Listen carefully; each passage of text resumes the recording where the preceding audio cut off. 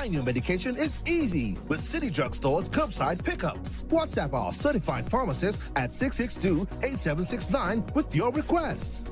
For prescriptions, take a clear photograph and send for review. We will engage you in dialogue and then provide a quotation and link for payment. You can then pay via TDC's online payment portal. And once the transaction is complete, you'll be notified that your pickup is ready. Yes, it's that easy. Send your WhatsApp message to 662-8769 to order your medications today with City Drug Store's curbside pickup service.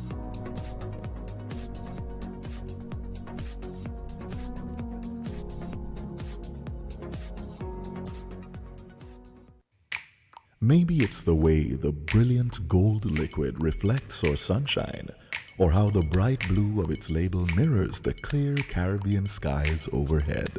Maybe it's the fresh, crisp taste of this beastly cold beer on a scorching hot day. Maybe it's even the way it brings us all together. But one thing is for sure, Carib is very much a part of who we are wherever we're from in the Caribbean. Carib. It's the way we play. Drink responsibly. People make the world go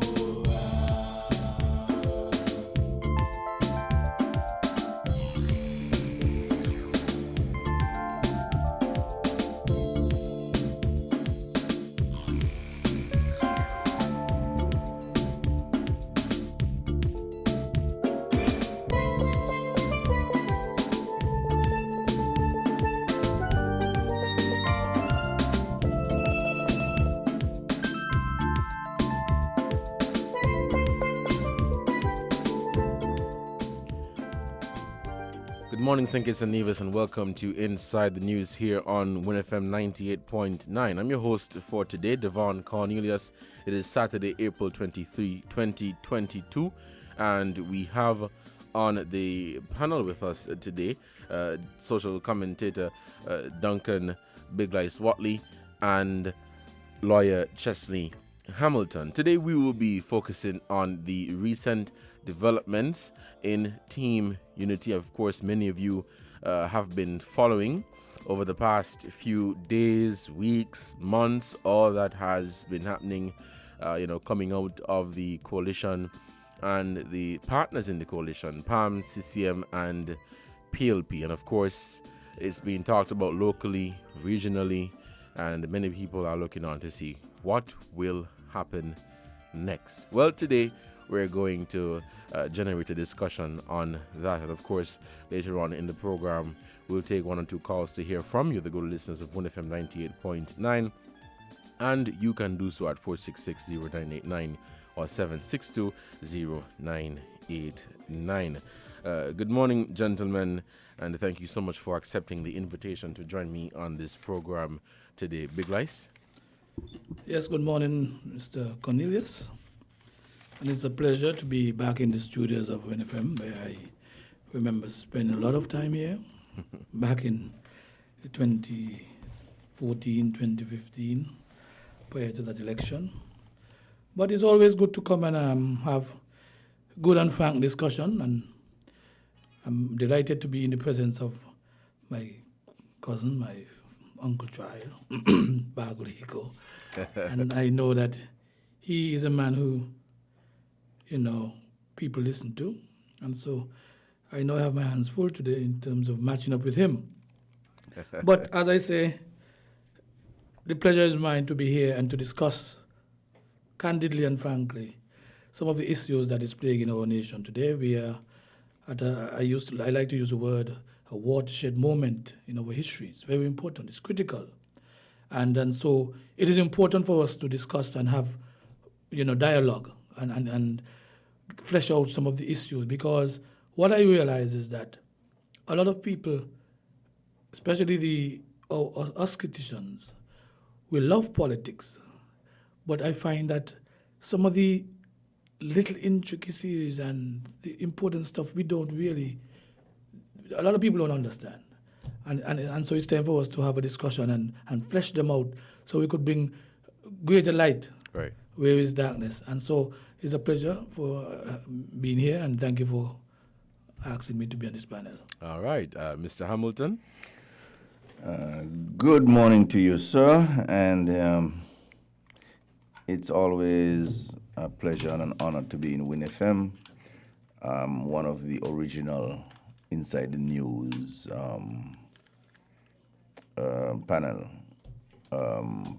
panelists, and with people such as Earl Clark, myself, Mr. Bacchus.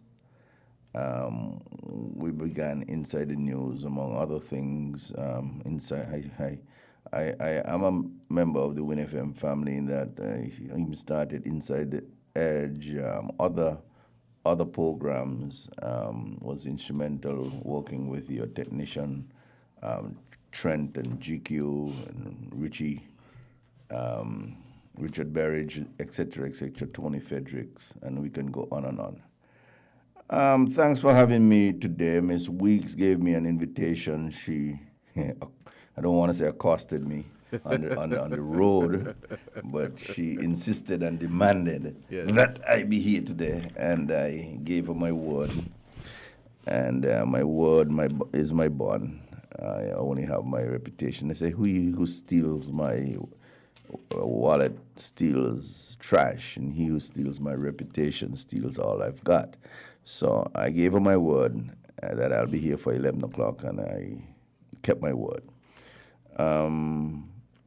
It is good to be here to add my 2 cents, my penny or my halfpenny, whichever one, my penny halfpenny, to the discussion. I was happy to add it during the time of leading up to the 2015 election. I was happy to add it when there was secession in the air with people like Alistair Yearwood, etc., here on Win FM. And I remember referring to Section 115 under the heading miscellaneous when we were talking about secession, because most people only used to read 113. Today, I want people to go to the same section called miscellaneous. And before I read it, I want them to go and read Section 116. The issue is, everybody is reading Section 52 for the motion of no confidence. Yesterday on another radio station, I invited many to read, and Duncan and his life have been inviting people to read Section 47, where the Gigi's powers.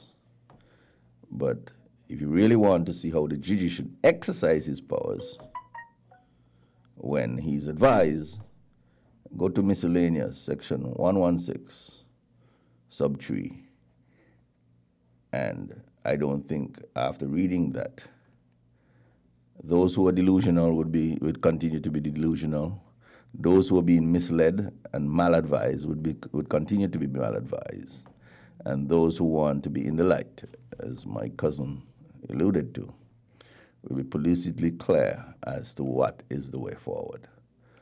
Right. That's my opening remark. Right. So, yes, that is what we're here to talk about today. The recent developments in terms of the majority of elected representatives in Parliament sending a letter to the Governor General. And, of course, we saw the response from the Governor General. He acknowledged the response in saying that he will seek legal advice on the way forward and what the next steps would be. Of course, Pam and CCM, of course, the people of St. Kitts and Nevis are waiting anxiously for what the Gigi would do based on what his legal advice would be and what is the next step forward. Now, the big issue or the hot issue right now is, can the Governor General remove a sitting Prime Minister? And of course, with that question came a number of compelling arguments suggesting that he can, suggesting that he cannot, and of course with the general public referencing parts of the Constitution which sets out what the powers of the GG would be in a matter like this. a while ago, Mr. Hamilton, you made reference to the Section 52, which many people have been talking about, Section 52, subsection 6 and subsection 2. And here I have with me subsection 6, which many people have been referring to, which says the Governor General shall remove the Prime Minister from office if a resolution of no confidence in the government is passed by the National Assembly and the Prime Minister does not within 3 days either resign or his or her office advise the Governor General to dissolve from Parliament. Many people have been looking forward, looking at that part of the Constitution. Mr. Hamilton, my question to you is, can the Governor General remove a sitting Prime Minister without a motion of no confidence? Can he appoint a new Prime Minister? And on what grounds?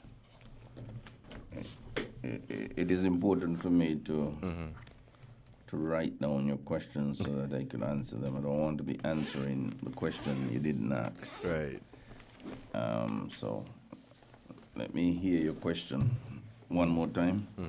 Can the Governor General remove a sitting Prime Minister? Yes, Prime Minister, without a motion of no confidence? Are they successful? Somehow I'm not hearing you through my ear. Perhaps you want to change the headphones then. Switch the headphones. I lost you in my headphones.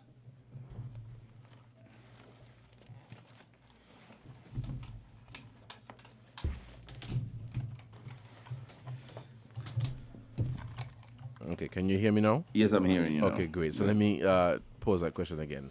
Can the Governor General remove a Prime Minister without a motion of no confidence? And on what grounds would the Governor General be able to do such? The motion of no confidence is not the only way that a Prime Minister could be removed while in office. There are a number of ways.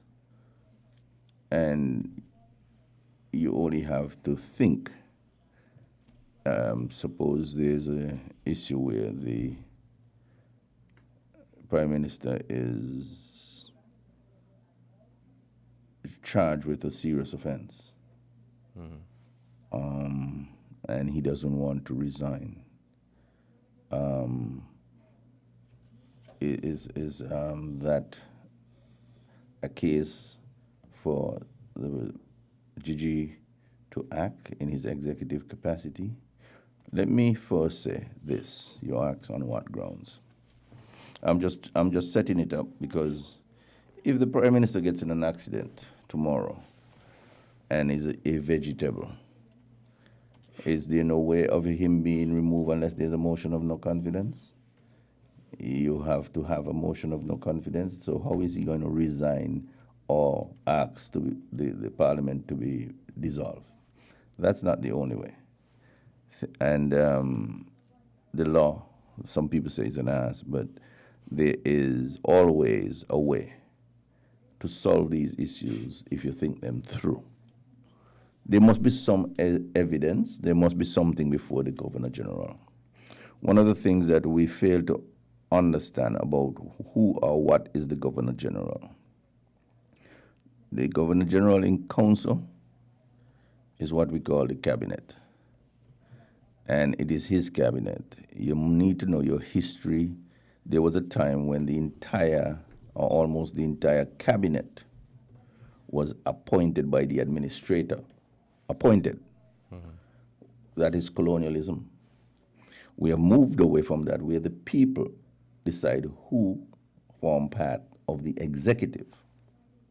So therefore, we went to, you have to be elected to be in part of the cabinet. And that elected cabinet, the representatives of the people, forms the cabinet. But you would take on board that when the throne speech is read, you hear the Governor General say, my government, my government, my government. Right. So let us look at the executive, the parliament, and the the legislature and the judiciary, the three branches of our government. The legislature make the laws, the judiciary interpret them, but the executive, who those are the ones that execute Right. the policies and the laws. So the executive in council, so to speak, from time to time is duty bound to advise the GG. And therefore, there are rules that govern how that is done. So you have the executive now, in my words, that is dysfunctional because the prime minister, who is duty bound to advise the governor general from time to time, do not have the mandate of his cabinet, because and by my count, there are at least 6 of the elected members who have advised the Governor General that they do not support him. Now, can he keep cabinet with just the nominated members? And that's another thing. The nominated members or the appointed members, again, we have a unicameral executive, a unicameral, executive. We have a unicameral legislature as well. So you have senators in the cabinet, you have senators in parliament, and therefore are the appointed, non-elected members of cabinet capable of supporting a prime minister that does not have the majority of his elected members and then advise the governor general? I'm just pointing out the dysfunction of the executive. Now, I'm going to add one other thing to that. Parliament has not met for the year. So you have a dysfunctional, a non-functioning parliament, you have a dysfunctional cabinet, and you're asking them to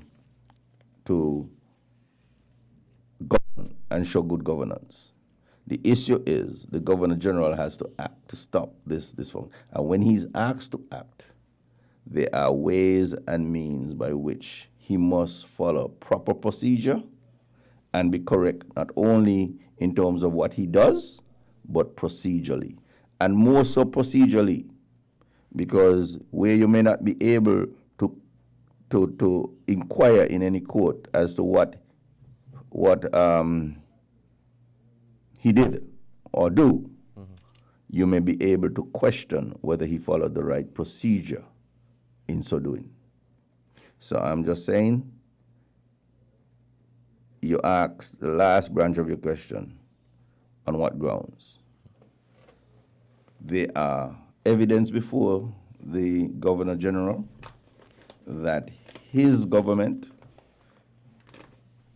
is not functioning in a certain way and in support of the Prime Minister, and the Prime Minister, in my words, are incapable of so functioning on behalf of cabinet and behalf of his government, and therefore, once there is evidence and information before him, he has been advised, he can follow that information and that advice, or he can disregard it, but he has a decision to make.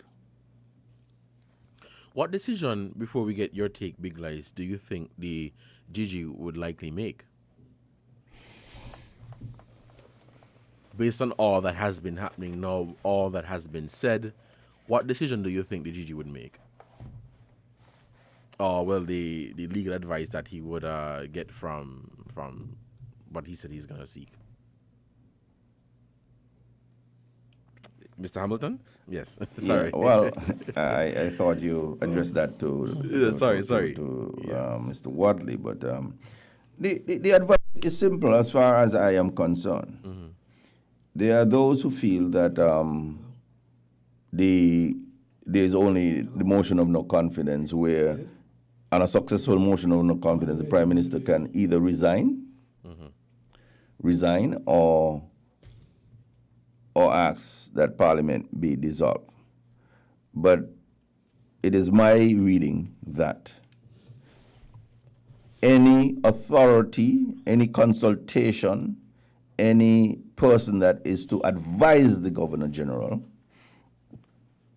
the Governor General, having taken that advice or suggestion, is not obligated to follow it. So if he's not obligated to follow it, if the Prime Minister tells him to dissolve Parliament, he does not have to. That now leads into, well, what can he do? And there are things that he has to do and can do by seeing if someone can form a government within a reasonable time from the other members. And if that is so, he can ask that person to form a government. And he has that information before him. I believe that is an option open to him. I do believe that in time to come, he will make a sober decision on proper legal advice. And either way, if he then decide to follow the suggestion and dissolve Parliament, we will go to an election. If he takes the advice that he doesn't have to plummet the country into an election at this point in time, and there is someone who commands the majority and can form a stable government, then we will see that go. And therefore, our Constitution, you see, I don't want to confuse the issues of whether we have a parliamentary democracy or we have a constitutional democracy. The Constitution is the highest authority in the land, and the Constitution has given certain powers to the Governor General, and therefore, you don't even have to go to reserve powers or inherent jurisdictions and powers. It is right there, in black and white, in the Constitution, that he is not obligated to follow the advice of anybody who is, or authority, or anyone that he has to consult when they prefer that advice to him. All right. Big Lights, I want to hear from you, your take on this, but we have to take a break. So when we come back, we'll get your take. Guys, we'll take this quick break, and when we come back, we'll hear from Big Lights, his take on this whole situation, specifically to the powers of the Gigi and what will happen next. Let's take this break. Shopping with TDC just got much easier. Here's how. Log on to shoptdcgroup.com. Shop at your convenience at any time, from anywhere, with your smartphone, tablet, or computer. With our safe and secure payment checkout, you choose the option to pick up in-store or have your goods delivered right to your door. It's that easy. Shop tdcgroup.com, your one-stop online store.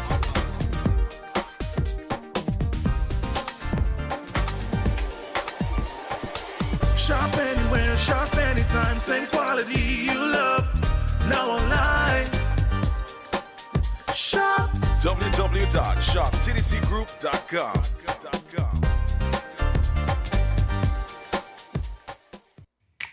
Maybe it's the way the brilliant gold liquid reflects our sunshine, or how the bright blue of its label mirrors the clear Caribbean skies overhead.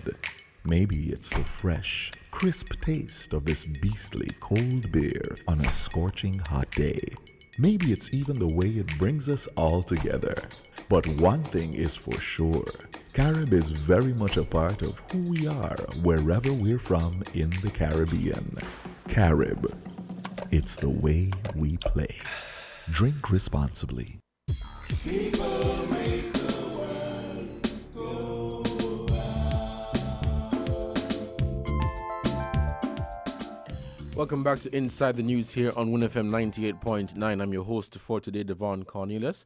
For those of you who are just joining us, we have on the panel Big Lice and Mr. Chesley Hamilton, and of course we are commenting on the recent developments in Team Unity. Of course, that is the response from the Governor General indicating that he will be seeking legal advice with regards to the way forward in terms of whether we're going to go to the polls, dissolve Parliament, whatever. Big Lice, I want to hear from you your take on this. Can the Governor General appoint a new Prime Minister? Or can the Governor General will remove a Prime Minister? And can we see, the short question, can we see a new Prime Minister without going to the polls, without a motion of no confidence? Okay, let me just say I'm no lawyer. Yes. I'm just a student of politics. So, but there are some things that are important here. But let me answer your question first. I have put it out there before that it is quite possible, in my opinion, from reading and still understanding how governments operate. However, in this situation, I believe the best option would be the motion of no confidence. So I'm not saying that the governor can't, Right. but because of where we are coming from and what have transpired over the last year or so, that my take is that it's best if we have a motion of no confidence against the Prime Minister or against the government or whatever, and then we go back to the Governor General and he would say, well, okay, let's go back to the polls. That is my thing. But let us be careful here, because Chesley made some good points there when he highlighted some stuff about the cabinet. And people must understand what the cabinet is. Right. I mean, you have elections. Somebody say, I command the respect of the majority, these people behind me, I am Prime Minister, and so forth. You become now the executive, the one who's going to carry out basically the mandate of the people, bring laws, carry to Parliament, and so forth, the whole stuff. But that function is done by one particular, in this case, a group of parties coming together and say, we support, so they form the cabinet. So you have 9 in this case, 9. And Barkley could brought up some scenarios. Suppose something happens, suppose there's an accident, suppose there's this, suppose there's that. And I am one who I don't believe the Constitution was written in such a way that you could only change a Prime Minister one way. And that is what we got to understand. There must be other ways that we can change the Prime Minister. Now, when this is written, nobody would know what would come up. But we are in a situation now where we have this construct that have worked for 7 years, 5 years, 7 years. And we witness, because we are part of it, the infighting. So it's not like it's something new. We witness what is happening. The infighting, the name calling and so forth. So it deteriorated right before our eyes. Right before our eyes. And blame is thrown here, blame is thrown there. Now I believe that the ministers who make up that cabinet have the right to say, listen me, we do not support the Prime Minister Harris anymore. I believe that is their right. As elected members, we do not support the Prime Minister anymore. And so what they would have done is that they must indicate to, I don't want to say the boss, but the person who the cabinet really,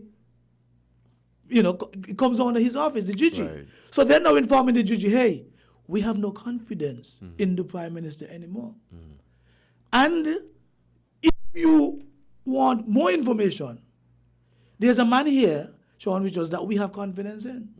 So it's up to you now. It's your cabinet to decide the way forward. So I don't think that there's a set thing that you have to go back and have a motion.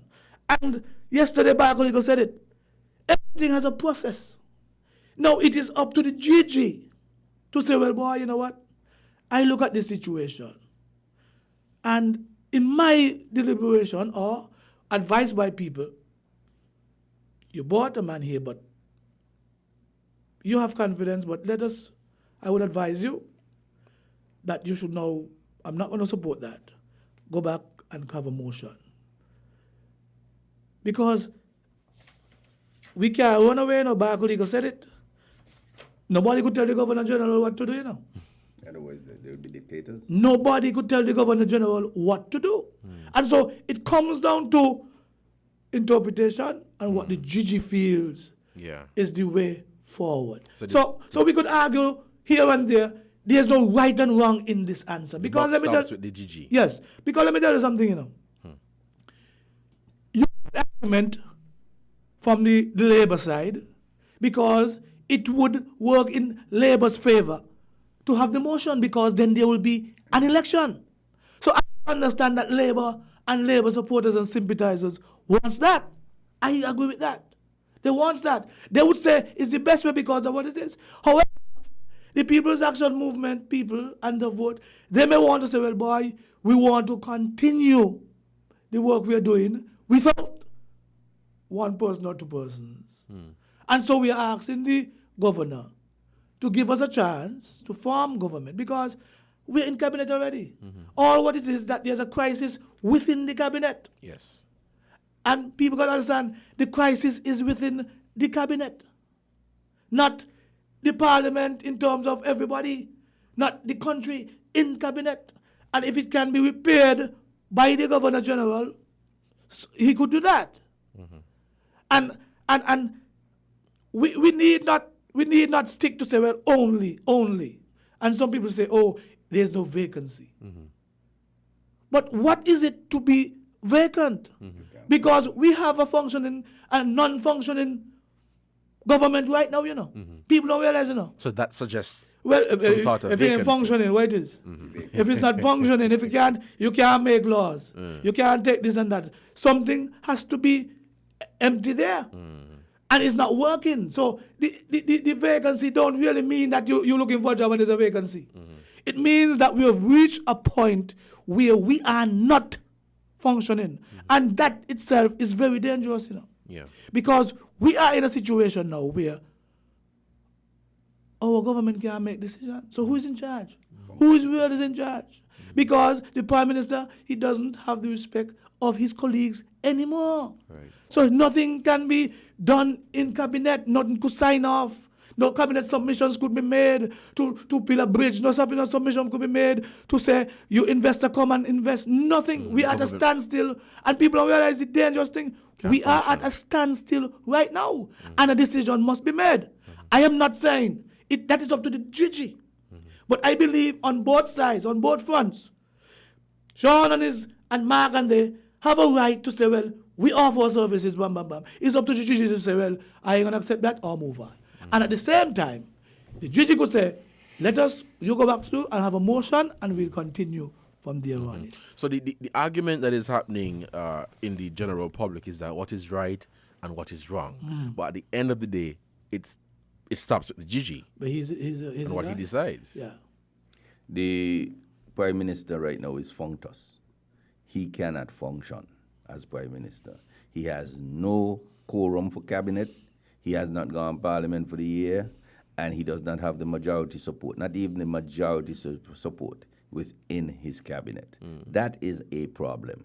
And therefore, we did not make a dictator by the elected representatives saying they support somebody to be Prime Minister, and then after that is one person run everything.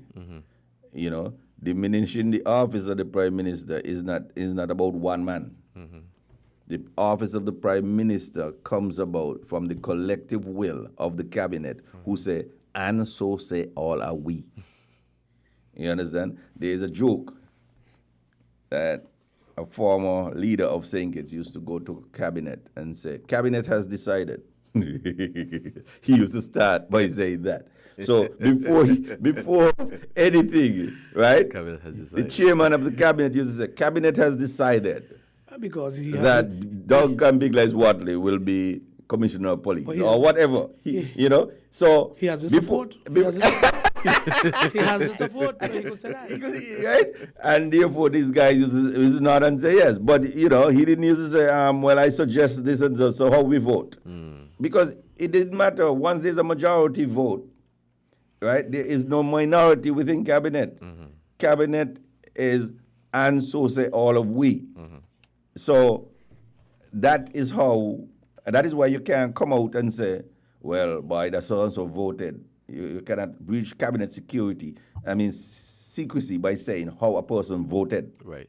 Because all cabinet decisions are and so say all are we. So if the Prime Minister can come out and say, and so said all are we, because he does not have that majority within cabinet, he is funked us. Now let me ask you something. Now there is this ongoing debate that, so we have established that there are more than one ways to remove a sitting Prime Minister. Some are arguing that it has to be a motion of no confidence, while others are arguing a different, with the government not functioning right now, the Prime Minister not having the support of his cabinet colleagues or those on the government side, that is. There is this argument that is being advanced by some that, well, if we are to see the removal of a Prime Minister without a motion of no confidence, it may set a bad precedent where it may happen again, one, and two, it may create political unrest in the country where removing a PM without an election may not be the best thing in the best interest of democracy. What is your take on it? Justine, go ahead. Let me say this. The Governor General cannot go off on a frolic of his own without any evidence or without any information and just remove a Prime Minister. He can't wake up tomorrow and say, I sack you and I put you in heat. No. Cannot do it. Right. Even if he does it, it would be the process would be wrong. Yeah. And therefore, a procedural error is a substantive error. So therefore, he will be wrong. So that is not what we are saying. Right. Because then, he could say, even after an election, if he could not take the advice he could say, listen to me. These guys come here and tell me that they support Timothy Harris as Governor General. As Prime Minister. But I'm going to appoint Denzel Douglas. He could do that because he doesn't have to take the advice. But procedurally, he would be wrong. You understand? So, what is the information before him? Did Denzel Douglas come and say, I have the majority? No. He commanded the majority of the elected members? No. It's the person who comes and says, here, we are giving you evidence that the command of the elected members supports this person for Prime Minister. So therefore, you now have the information by which you can go. You remember that Governor General Sir Edmund Lawrence, called upon Sean first. And then Sean said, I and we support Timothy Harris for Prime Minister. He could have listened to Timothy, he could have listened to Sean and say, well, thanks for your information, but since you're not going to take it, Denzel Douglas has, let's say, 2 or 3 he had at the time. He said, well, let me listen to, he had 3. Let me ask Denzel Douglas if he could then command the majority and form a government. And then Denzel would have come back and said, no, I do not have the support of the majority. And then he could have gone down to Mark, who had 2, and then Mark said, no, I cannot command the majority. And then he could have reached down to the person who had 1, which was Timothy. And Timothy would have then been able to demonstrate and say, yes, I do have the support of Sean Richards with his 4. I do have the support of Mark Brantley with his 2. So therefore, I can form a government. That could have been the process. Okay? I am just showing you there is process and procedure as well as the substantive issues that are before us. But you just can't jump from A to Z. Right. You have to go through the process. But and let me add to that, justly. We should not forget, I think it was 93, when a minority government, the governor decided to put in a minority government. Right. The governor decided that. But we saw the outcome.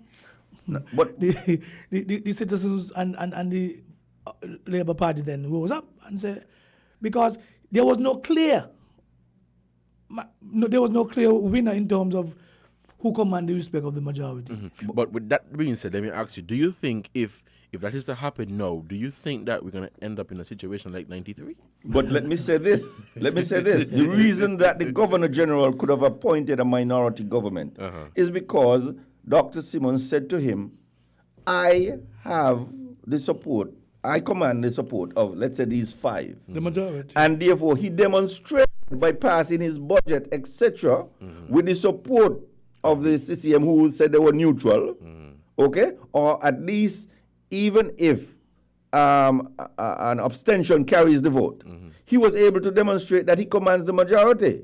So therefore, even though he only had 5, he did not have a simple majority, okay? He was the Governor General in his wisdom was able to appoint the person in his own deliberate government who commands some semblance of a majority. Whether it was a simple majority or it was not an absolute majority, but he felt that that person would command the support of the elected members in Parliament, and therefore Simmons demonstrated that by being able to pass his budget. If he was not able to pass his budget and the government couldn't function, a similar thing could have happened like in Australia under Malcolm Fraser, where the Governor General removed, I think it's Willem, the name was, and in place Malcolm Fraser as Prime Minister, and Malcolm Fraser was able to pass the budget. I'm just simply telling you there are situations and scenarios in which these things, from a procedural way, can evolve. And I'm basically saying that where we are, the Governor General has a decision to make. He may get advice in one way, but he does not necessarily, he's not obligated to follow the advice of that person or authority, whether he is duty-bound to consult or whether he is to act in his own deliberate judgment. Big guys, can I get your take? And we'll take a break and we'll come right back. Well, I mean, Justice said most of what is there, but my thing is that we have to deal with this quickly. This is a crisis. Yes. The longer it stays and it festers, the worse it's going to be for us. There are some people out there who are saying, oh, the Prime Minister ain't going to move, and so forth. And people got to understand that is not the way a democratic system works. Right. As you said, there are procedures on what we can do. But the point I'm making, though, is the Governor General must also recognize that he cannot stay too long. No. Because if he fails to act, he himself, to me, is contributing to the confusion. No, the longer the Governor General stays, they wrote to him that he need to give an answer quickly and say so, and then let them decide what this next move is. Because remember, and some people, you want to make the break, but some people say, when you come back, I'll tell you, some people are still saying, nobody resigned yet, nobody do anything. So basically, as far as we're concerned, cabinet is still there. Nobody resigned. Well, let me add this before we take this break. If we are to see a situation like that where the governor is to remove the Governor General is to remove the sitting Prime Minister, do we fear that because now we have the Labour supporters that are in support of a motion of no confidence, we also have the PLP supporters, based on what I've saw on Facebook, are in support of a motion of no confidence.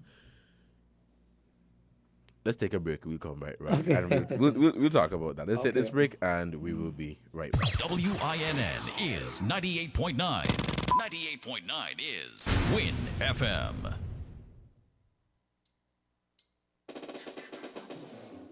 Enjoy the convenience of getting all your documents in one place. At the TDC Copy and Print Center on 4th Street in Basse-Terre, we do just that. We offer document formatting, graphic design, and copy and print services. Our team of professionals truly understand all your needs, whether it be administrative, professional, academic, or personal. You bring it, we deliver it with quality every time. Visit the TDC Copy and Print Center today in the TDC Mall on 4th Street in Basse-Terre or call 465-2511. Your copy and print specialists are waiting to serve you. Maybe it's the way the brilliant gold liquid reflects our sunshine, or how the bright blue of its label mirrors the clear Caribbean skies overhead. Maybe it's the fresh, crisp taste of this beastly cold beer on a scorching hot day. Maybe it's even the way it brings us all together. But one thing is for sure, Carib is very much a part of who we are wherever we're from in the Caribbean. Carib, it's the way we play. Drink responsibly.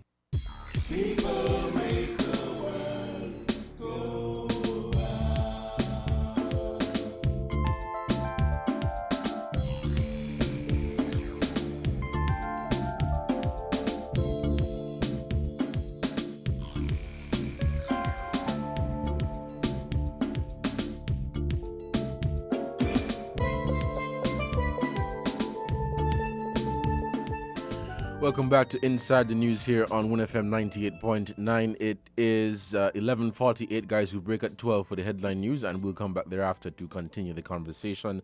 For those of you who are just joining us, you're listening to Inside the News right here on WINNFM 98.9, and the panelists are Duncan Big Lice Watley and Chesley Hamilton. We are commenting on the recent developments coming out of Team Unity, and, all that has been happening, and the ongoing debate in the public, a strong public opinion from different people, but the ongoing debate that, well, does the GG have the power to remove a prime minister or not? What are we going to see happen? No, before we went for the break, Big Lice and Mr. Hamilton, we were talking about 93 and what took place then. And the question that I have is that if we are to see the Governor General remove the sitting Prime Minister, do you fear that we're going to have this unrest coming from the Labour supporters, the PLP supporters, because they perhaps may be of the view that, well, we should have gotten a new Prime Minister by way of a new election and, go back to the polls and all of that. I guess I asked this before, but, in the best interest of democracy, some are saying a motion of no confidence. Others are saying there's no need for an election because the country may not be in the mood for an election. Let us just let the GG just make that decision, which they hope may be not leaning to fresh elections, but removing the sitting PM and appointing a new Prime Minister, who more than likely would be Sean Richards as the Prime Minister. But as you said, and you while you were speaking, something came to my mind. Suppose, and I don't think it would happen, but suppose tomorrow we wake up and we hear that Timothy Harris have decided that he would step down, he would resign his position as Prime Minister. Prime Minister. What would happen? That's a good question. What would happen? Because that is quite possible too. He can get up and say, you know what, you guys, you want the government? I'm done. Here it is. I'll just sit back. And then what? The Governor General could just go now And appoint. and appoint Sean. So what's the difference there? But some may argue that it may change the dynamics of things because this is where the Prime Minister voluntarily decided to remove himself. I understand that. Instead of being removed. That is another way you could change Prime Minister. He could resign. But you understand? And from pressure, he could say, well, I done. Yes. And so go ahead, Sean, and you lead. Because the thing is, people got to understand. And I hear the people, the emotions involved and so forth. Yes. But we have to look at what can happen. There's what ought to be and what is. This is how it ought to be based on the Constitution. But we still have to look at what is. Question, the country, can we go to an election? Do we have money to go to an election? People may say that. Do we have money to go to an election? And so the Labour people say, yes, we want, because they have a chance to be in government. And I'm just saying, I don't know if tomorrow, if Timothy Harris go to church and he gets a different change of heart and he say, you know what, you all want it, hold it. Yeah. What is going to happen? I don't think that the country would even accept that. I think we have reached to a point where most would want the election. Would want, when I say most, the PLP people want election and the Labour people want election. There are, I believe, some of the PAM people who want the election to want to go back to official. Yeah, that's some. Yeah. Because we have to look at what is best for the Federation. We have to also look at that, Yeah. What is best for the Federation? But who can decide that? Shouldn't it be the people? Well, the people can, but you're talking about something else. Because, and that is why sometimes it's important to have a GG with a sound mind and who would make good decisions, Impartial. so that it would benefit everybody.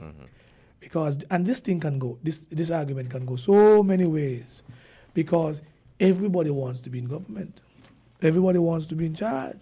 That's why you're in politics, to see who get the most seats to run government. But I have this other question before we break. Let me add to that one. Hold Sure. a question, but let me add to this one. Sure. The Governor General in Council, his cabinet has already decided that they don't support the present Prime Minister, and he has that information before him. So by virtue of them informing his cabinet, informing him, members of his cabinet, informing him that the support for the Prime Minister is not there, he has that information. So therefore, the Governor has that information, because his cabinet has already, you see, the Prime Minister will kind of feel like it is his cabinet. He's the chairman of the cabinet. Where's the Governor General's cabinet? And his cabinet has already informed him that the Prime Minister doesn't have the support of his own cabinet. You understand? So therefore, if that is not a vacancy, if that is not a functioning lack of authority, then I don't know what is. I like that. And thank you, Big Lice. You want to ask a question? The last question that I have before we break for the headline news is, do you guys think we're going to have an election this year? That's the last question. No, we've explored the possibilities based on what the Constitution says, and of course we've seen what has been said in the public domain. But the question is, do we think we are going to have an election this year? Some argue that, knowing the Prime Minister, he's leaning towards an election, and some are of the view that the response from the GG would be in the favor of dissolving the parliament and having an election, or saying that, well, my legal advice is telling Permanent CCM the best thing for you guys to do is to call an election. And other part of the conversation is exactly what you said earlier, Big Lice, is the longer this thing continues, it's more stress. But let me say, Big Lice, go ahead. Another option is that the Prime Minister can wake up tomorrow and ask the Governor General to dissolve Parliament and have fresh elections. People not looking at that. He could now preempt the Governor. He could take the decision from the Governor and say, you know what, Governor, you dissolve Parliament and we have fresh election, because the Prime Minister has the authority to call election whenever he feels like calling the election. But to answer your question, I believe my personal thing is to have election. The best thing now is to have election. And I would add something to that. I would have liked for Nevis to have election the same day, so we just have election one time. Someone said that. If you have one election federal, Mark should just say, okay, on the same day, you're going to vote for the Nevis Island administration, and we have one election, save some money, save some stress and whatever anxiety. We all cool up for the next 5 years. And we're all right. Mr. Hamilton. I just want to read what I said first. Sure. In terms of section 116. Yes. Subsection 3 says, whereby this constitution, the Governor General is required to perform any function after consultation with any person or authority. Let me see, the light here is not bad. I'm trying to use my phone. He shall not be obligated to exercise that function in accordance with the recommendation of that person or authority. Okay? So if the person is the prime minister, I'm following you. he's not obligated to follow it. If it's an authority, if he's asked to consult, if he's asked to add he's supposed to be advised to carry out any function, he's not obligated to follow that recommendation. And therefore, the Prime Minister could go and advise him and recommend that he dissolve Parliament. He could go and advise him to do whatever. He is not obligated. It is not Chesley saying it. It is the Constitution saying it. And therefore, that is what I want to say. There are ways and means, but one must follow the process and the procedure. But I like that you said that. You're saying, based on what the Constitution says, he's not obligated. But the possibility, he could say, well, I'm not obligated, me going to do nothing. Or two, I can do it. So looking at what is likely to happen. Sorry, go ahead. But we got to understand, the spirit in which the Constitution was written is for good thinking, rational people to take sober mind and take decisions. Yes. And a lot of the sections support each other. They piggyback on each other and so forth. And so we had that same problem back in 2013, 14 with the motion. With when they interpret the time, how much is reasonable time. Yes. And we never anticipated that a reasonable time would be years. And so we must understand that really and truly, the Constitution is made for people who, as you say, make decisions soberly and understand what's going on. Because if you really want to be the devil's advocate and be wicked, you could take all this Constitution and twist it upside down and try to be malicious. I want to piggyback on something you said, which is different as well. When the motion of no confidence came about in 2014, 2013, 2014, Denzel Douglas had a functional cabinet. His government was functioning and functional even without Sam and Timothy. Go ahead. That was and is different to what now pertains with Timothy Harris. Timothy Harris does not have, and that has been communicated. So those who want to say, a similar letter went to the Governor General, that is different. But the motion then to Denzel Douglas came from the opposition. The motion that may come is coming from the government. From his cabinet. From inside. From his own cabinet. And that is worse. You see? And that's the difference. If, for instance, the Labour, Denzel Douglas and Jeffrey Hanley brings a motion of no confidence. And that was my last question. Therein lies a situation where you could say, boy, on the face of it, they do not have the support, and the cabinet is still functional. Because remember, a motion of no confidence is not in the Prime Minister. It is in the government. And therefore, you are asking these guys to bring a motion against themselves. Okay? So, but you could bring a motion against an individual. We'll debate that.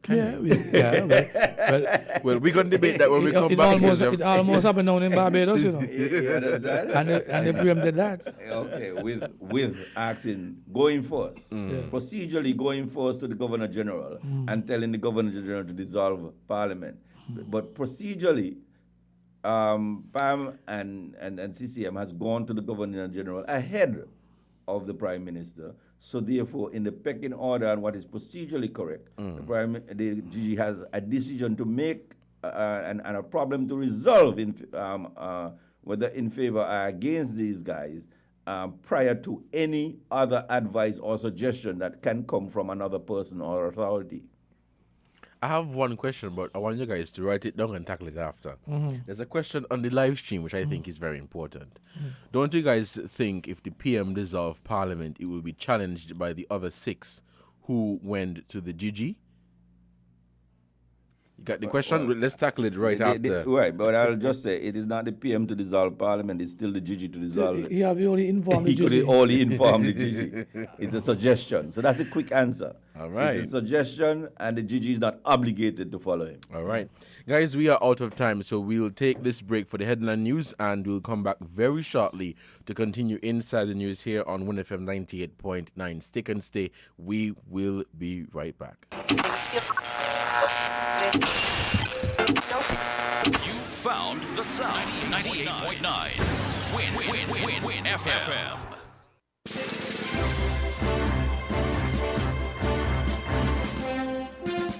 We now bring you the headline news. The headline news is brought to you by Caribbean Alliance, The Grange, KDP Enterprises, Carib Brewery, and National Bank.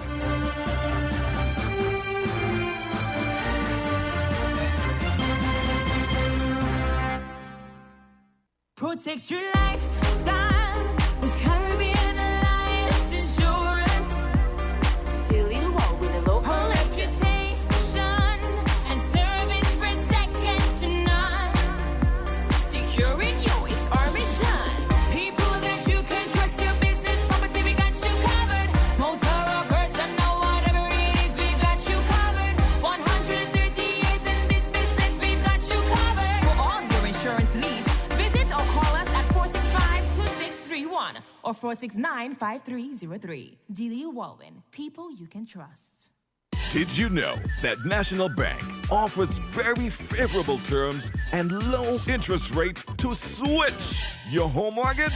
Or in-house legal department will process your mortgage in a jiffy and free of cost. Switch your home mortgage now and get a peace of mind knowing that we are here for you. National Bank, always here. Did you know that the Grange Healthcare Facility is the first purpose-built, non-governmental healthcare organization on St. Kitts? It's situated at Otley's, 7 miles east of Basseterre in beautifully landscaped surroundings. The Grange has a team of highly trained professionals and provides care that's rated as being comparable with UK and North American standards. The Grange offers varied accommodations to suit your individual needs, and our all-inclusive packages make the cost of care per hour the most competitive on the island. Services include convalescent care for all ages, daycare facilities for older adults, rehabilitation services, and training and continuing education for healthcare providers. For more information, call 466-5525 or 465-8020. Fax 466-8221 or email thegrangehealth@gmail.com or visit our website at www.grangehealthcarefacility.com. Maybe it's the way the brilliant gold liquid reflects our sunshine, or how the bright blue of its label mirrors the clear Caribbean skies overhead. Maybe it's the fresh, crisp taste of this beastly cold beer on a scorching hot day. Maybe it's even the way it brings us all together. But one thing is for sure, Carib is very much a part of who we are wherever we're from in the Caribbean.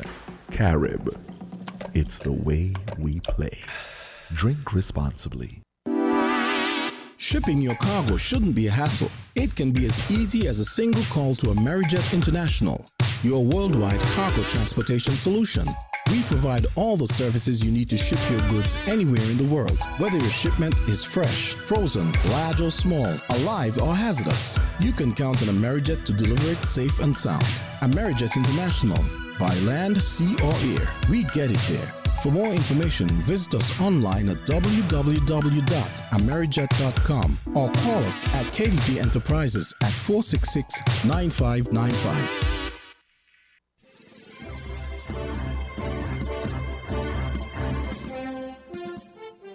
With the Win Headline News, I am Kevon Brown. And I am Yulana Weeks. Making the headlines. The body of the late Ambassador Vance Winkworth Amory escorted to Nevis. Primary schools on Nevis to benefit from funds raised through the Caribbean Foundation for Children. Leader of the St. Kitts Nevis Labour Party weighs in on state of disunity in the current Unity administration. Government in Barbados transforming the sugar sector, and officials have launched the Harper Sugarcane Mill, which will conduct major research into the plant. Internationally, leaders in Latin America have finished an agreement that guarantees the protection of environmentalists and their right to information. Now, the details.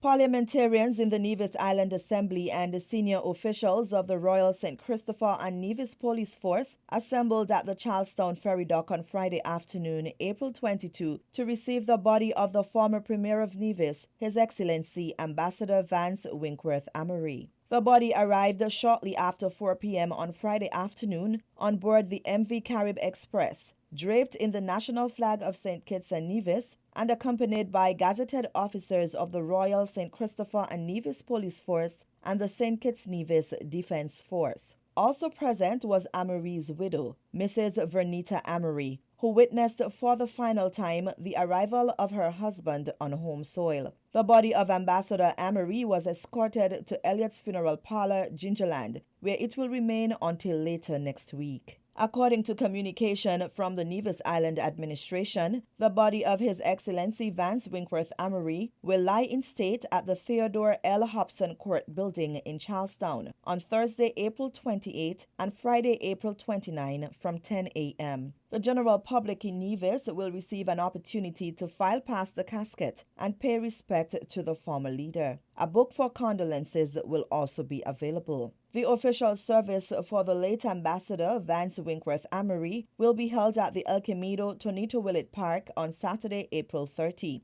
The nation, up until such time, will continue to observe a period of mourning designated by Governor General Sir S.W. Tapley-Seton.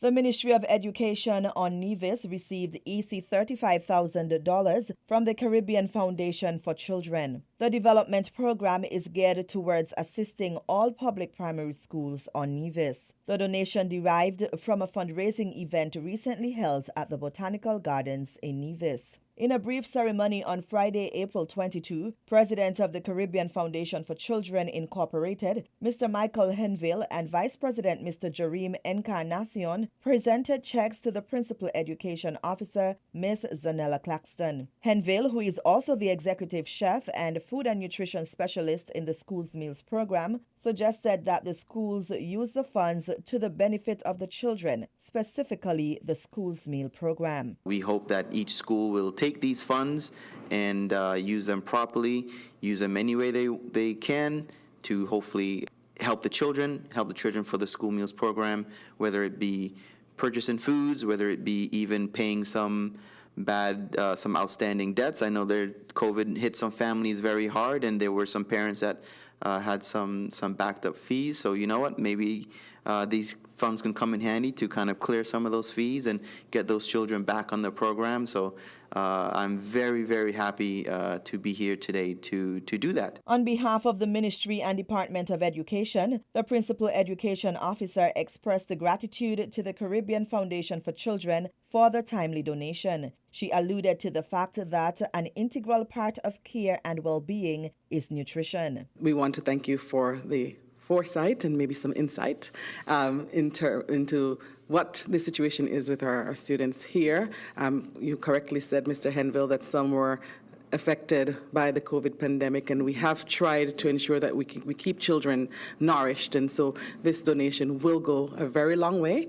We are grateful to the Caribbean Foundation for Children. We are grateful to all the persons who contributed during the fundraiser, and we look forward to greater partnerships in the future, and we also use this opportunity to encourage others to follow the lead of the Caribbean Foundation for Children and to come on board to support our children here on Nevis in any way possible. The School's Meal Program is available at all public primary schools on Nevis, and the Ministry of Education has made strides over the years to improve the feeding program with affordable payment methods for parents, meals sponsorship, construction of cafeterias, and training opportunities for schools' meal staff.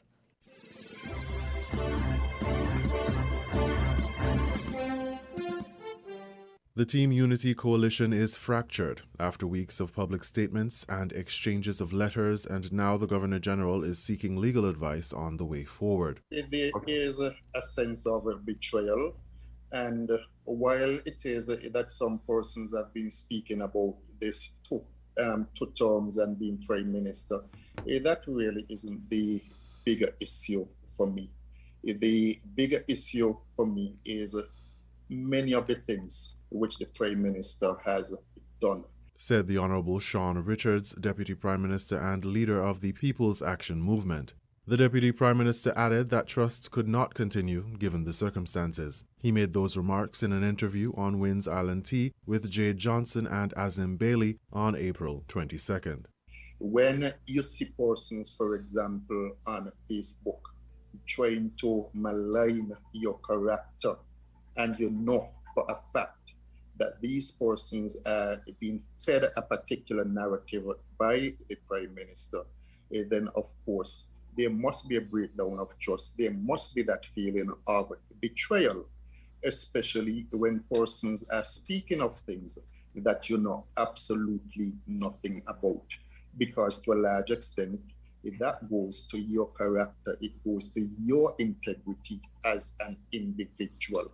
All eyes are on the political arena in the Federation of St. Kitts and Nevis, watching and waiting for what will happen next. Will PAM and Nevis's concerned citizens' movements move to convince Governor-General Sir Tapley Seaton to force the resignation of Prime Minister Dr. Timothy Harris bear fruit? 6 of the 9 parliamentary representatives have supported Minister Richards to take up that mantle as Prime Minister. Both himself and Minister Brantley made those stances in recent days. On the other side, will the Governor-General's legal action supersede the 6 members of Parliament who agree that Dr. Harris is no longer fit to serve the country as Prime Minister? Leader of the St. Kitts Nevis Labour Party, Dr. Terence Drew, in an announcement released on April 22nd, believes both exercises are futile. It is clear from the communications that have been made by the PAM, CCM and PLP that they are at an impasse with no clear expression of a decision to dissolve or resolve.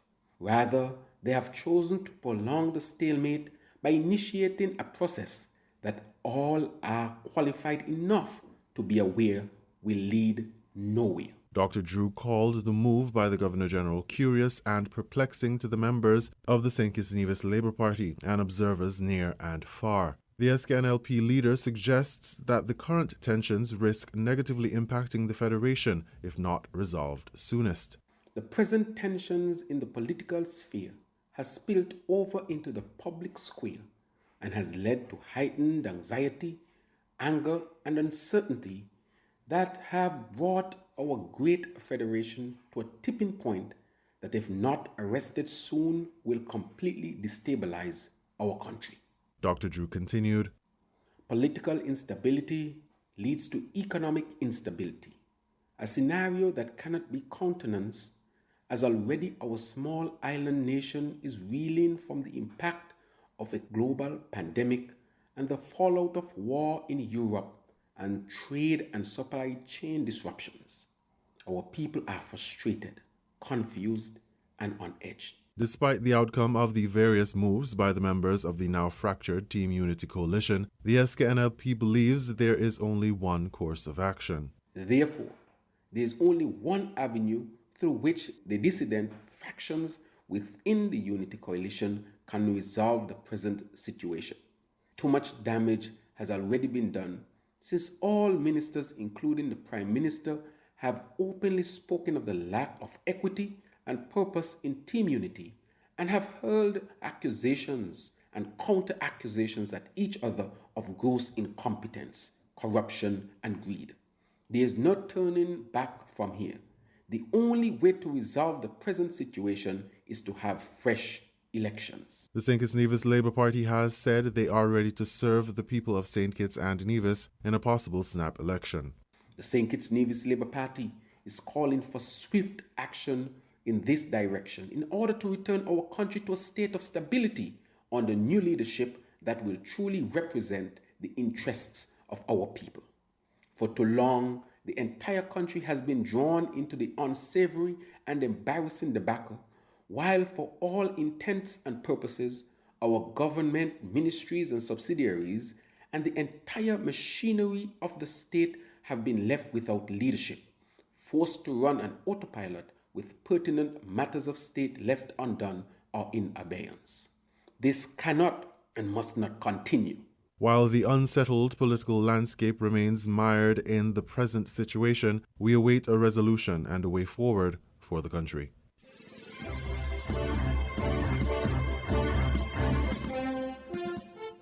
In regional news, government in Barbados transforming the sugar sector, and officials have launched the Harper Sugarcane Mill, which will conduct major research into the plant. Barbados Today has that report. Government's transformation of the sugar industry, which involves the production of more value-added products, is moving full steam ahead.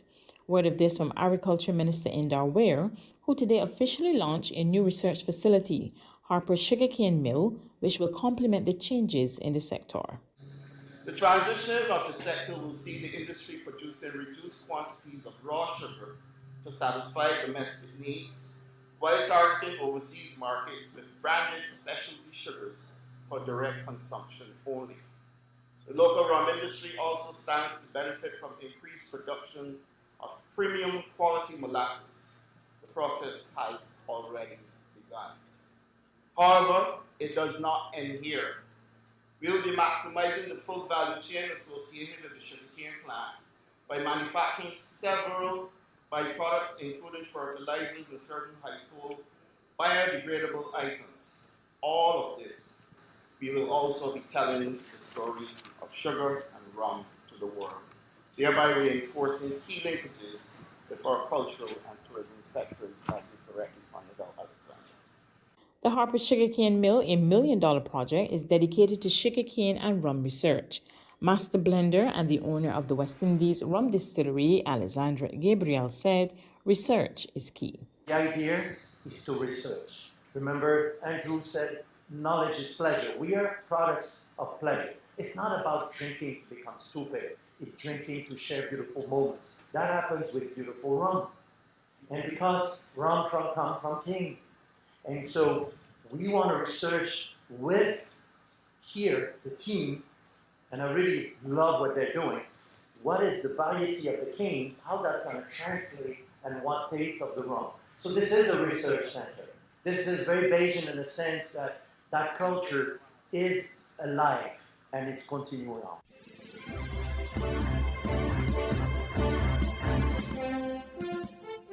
We now bring you these international reports. Nadino Calapucha, Lola Piawaje, and Miguel Guimaraes represent environmental defenders who live in the Amazon rainforest in 9 Latin American countries. They've come to the United Nations headquarters in Chile for the inaugural meeting of the Escazú Accord, Latin America's first binding environmental agreement. We represent more than 500 tribes, and the data tells us that every 2 days an indigenous activist is murdered in the Amazon basin for defending their territories. One of the latest was 14-year-old Colombian Briner David Cununame, a member of an indigenous environmental guard. In the last decade alone, an estimated 1,000 activists have been killed in Latin America, the majority in conflicts with mining, land, and agricultural interests. The Escazú Accord aims to provide a mechanism for access to information, public participation, and justice on environmental matters. This agreement was born as a response to the urgent needs of our region that unfortunately has become the most dangerous region in the world for those who defend the environment. The accord includes providing protection for those who denounce grave violations. But a dozen Latin American countries have yet to ratify the Escazú Accord, including Brazil, Colombia, and Peru, 3 of the most dangerous countries for environmentalists. The reason is the belief that a binding agreement would hurt economic interests. Andrea Sanhuesa argues that Escazú is in fact a contribution, not a threat to the private sector. And the answer is from us is that no, that this will provide more channels to those conflicts, environmental conflicts, that they are already there, that we have a lot. Fittingly, the first Escazú Accord meeting ended on Earth Day with a message that safeguarding the environment is not a choice, but an act of survival. Lucia Newman, Al Jazeera, Santiago.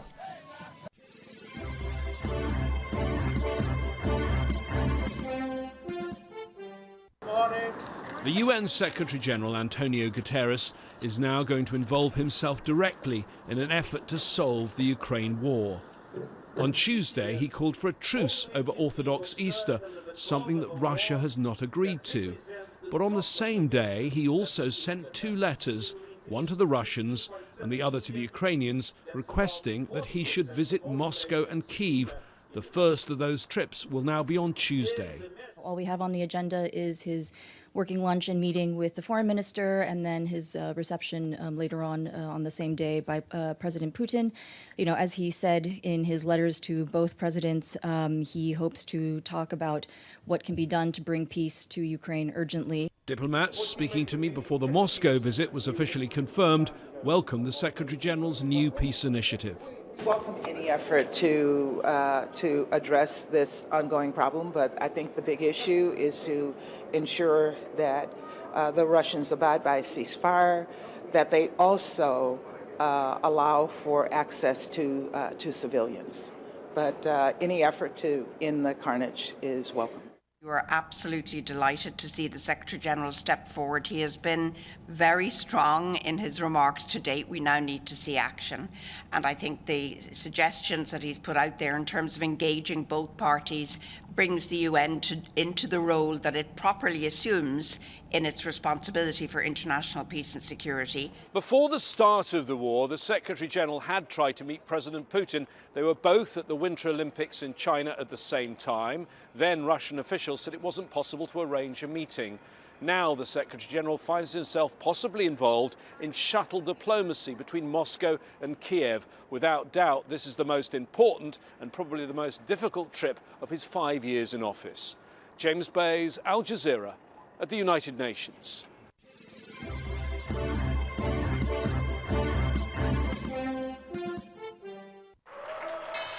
A major sell-off for stocks on Friday. All three Wall Street benchmarks lost more than 2.5%, with the Dow Jones Industrial Average falling nearly 1,000 points, its worst one-day decline since October of 2020. The Dow lost 2.8%, erasing the week's gains. The S&P 500 ended down 2.7%, and the Nasdaq finished 2.5% lower. Both of those indexes posted their third weekly decline in a row, while the Dow has lost ground for 4 straight weeks. Concerns about risks from interest rate hikes continued to reverberate after Federal Reserve Chair Jerome Powell's hawkish pivot on Thursday, where he backed moving more quickly to combat inflation and said a 50 basis point increase would be on the table when the Fed meets in May. The CBOE Volatility Index, also known as Wall Street's fear gauge, soared on Friday. Earnings are due next week for the 4 biggest U.S. companies by market cap: Apple, Microsoft, Amazon, and Google parent Alphabet. Each company's stock suffered major sell-offs Friday, as well as Meta Platforms, which also has results on deck for next week. Investors fretted after streaming giant Netflix posted dismal earnings earlier this week, sending shockwaves through big tech. The latest earnings forecast to jolt investors came from the healthcare sector on Friday, after HCA Healthcare reported a downbeat profit outlook, sending shares nearly 22% lower. And finally, shares of Gap lost 18% after the retailer slashed its forecast for quarterly sales, citing problems at its Old Navy business and, quote, macroeconomic dynamics.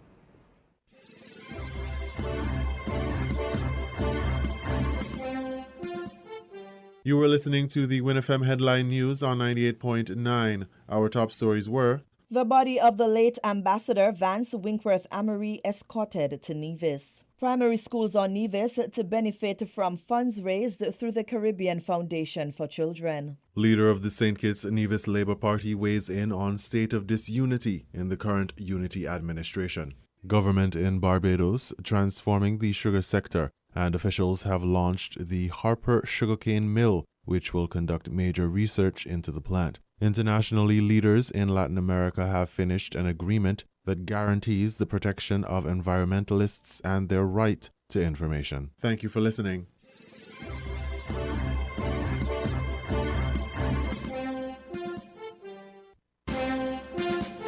That was the WINNFM Headline News. The Headline News is brought to you by Caribbean Alliance, The Grange, KDP Enterprises, Carib Brewery, and National Bank.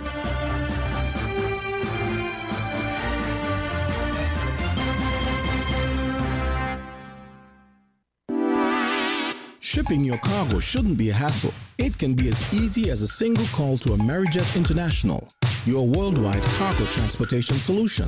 We provide all the services you need to ship your goods anywhere in the world, whether your shipment is fresh, frozen, large or small, alive or hazardous. You can count on Amerijet to deliver it safe and sound.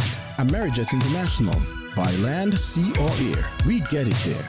For more information, visit us online at www.amerijet.com or call us at KDP Enterprises at 466-9595. With over a century of perfection behind the Mackeson name, a smooth blend with perfect balance and richness, it's no wonder Mackeson Triple Stout has a legacy of perfection. Enjoyed the world over. Introducing our new look with the same great taste. Mackeson. All hail the king. Please drink responsibly. Did you know that the Grange Healthcare Facility is the first purpose-built, non-governmental healthcare organization on St. Kitts? It's situated at Otley's, 7 miles east of Basseterre in beautifully landscaped surroundings. The Grange has a team of highly trained professionals and provides care that's rated as being comparable with UK and North American standards. The Grange offers varied accommodations to suit your individual needs, and our all-inclusive packages make the cost of care per hour the most competitive on the island. Services include convalescent care for all ages, daycare facilities for older adults, rehabilitation services, and training and continuing education for healthcare providers. For more information, call 466-5525 or 465-8020.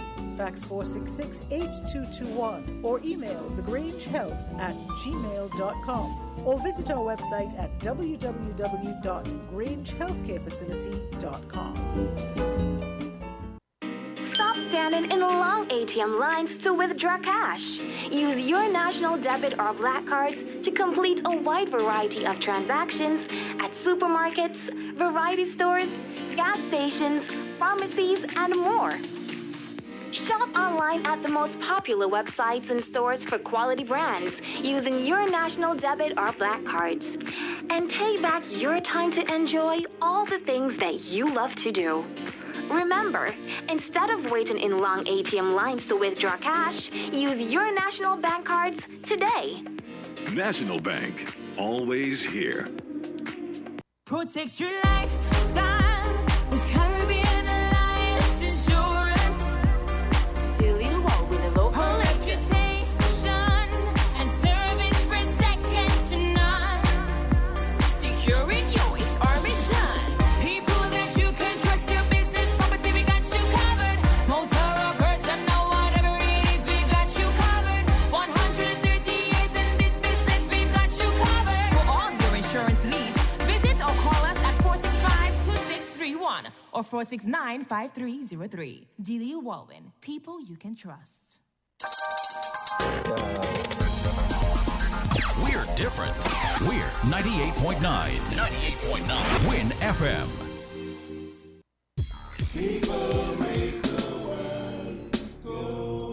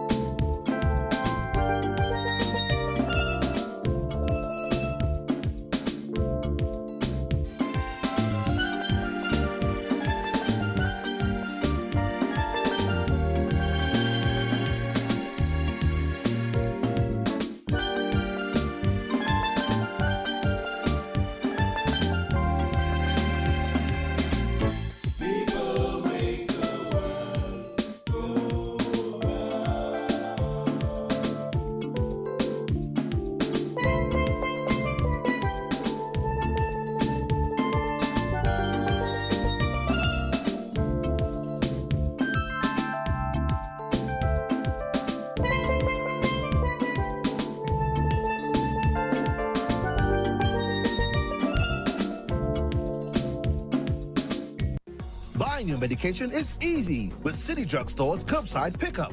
WhatsApp our certified pharmacist at 662-8769 with your requests. For prescriptions, take a clear photograph and send for review. We will engage you in dialogue and then provide a quotation and link for payment. You can then pay via TDC's online payment portal. And once the transaction is complete, you'll be notified that your pickup is ready. Yes, it's that easy. Send your WhatsApp message to 662-8769 to order your medications today with City Drug Store's curbside pickup service.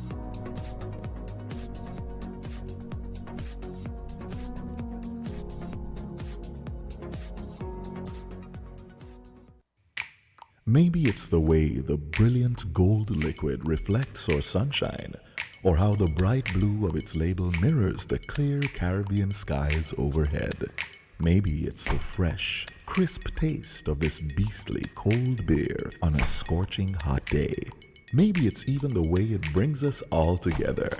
But one thing is for sure, Carib is very much a part of who we are wherever we're from in the Caribbean. Carib. It's the way we play. Drink responsibly. People make the world go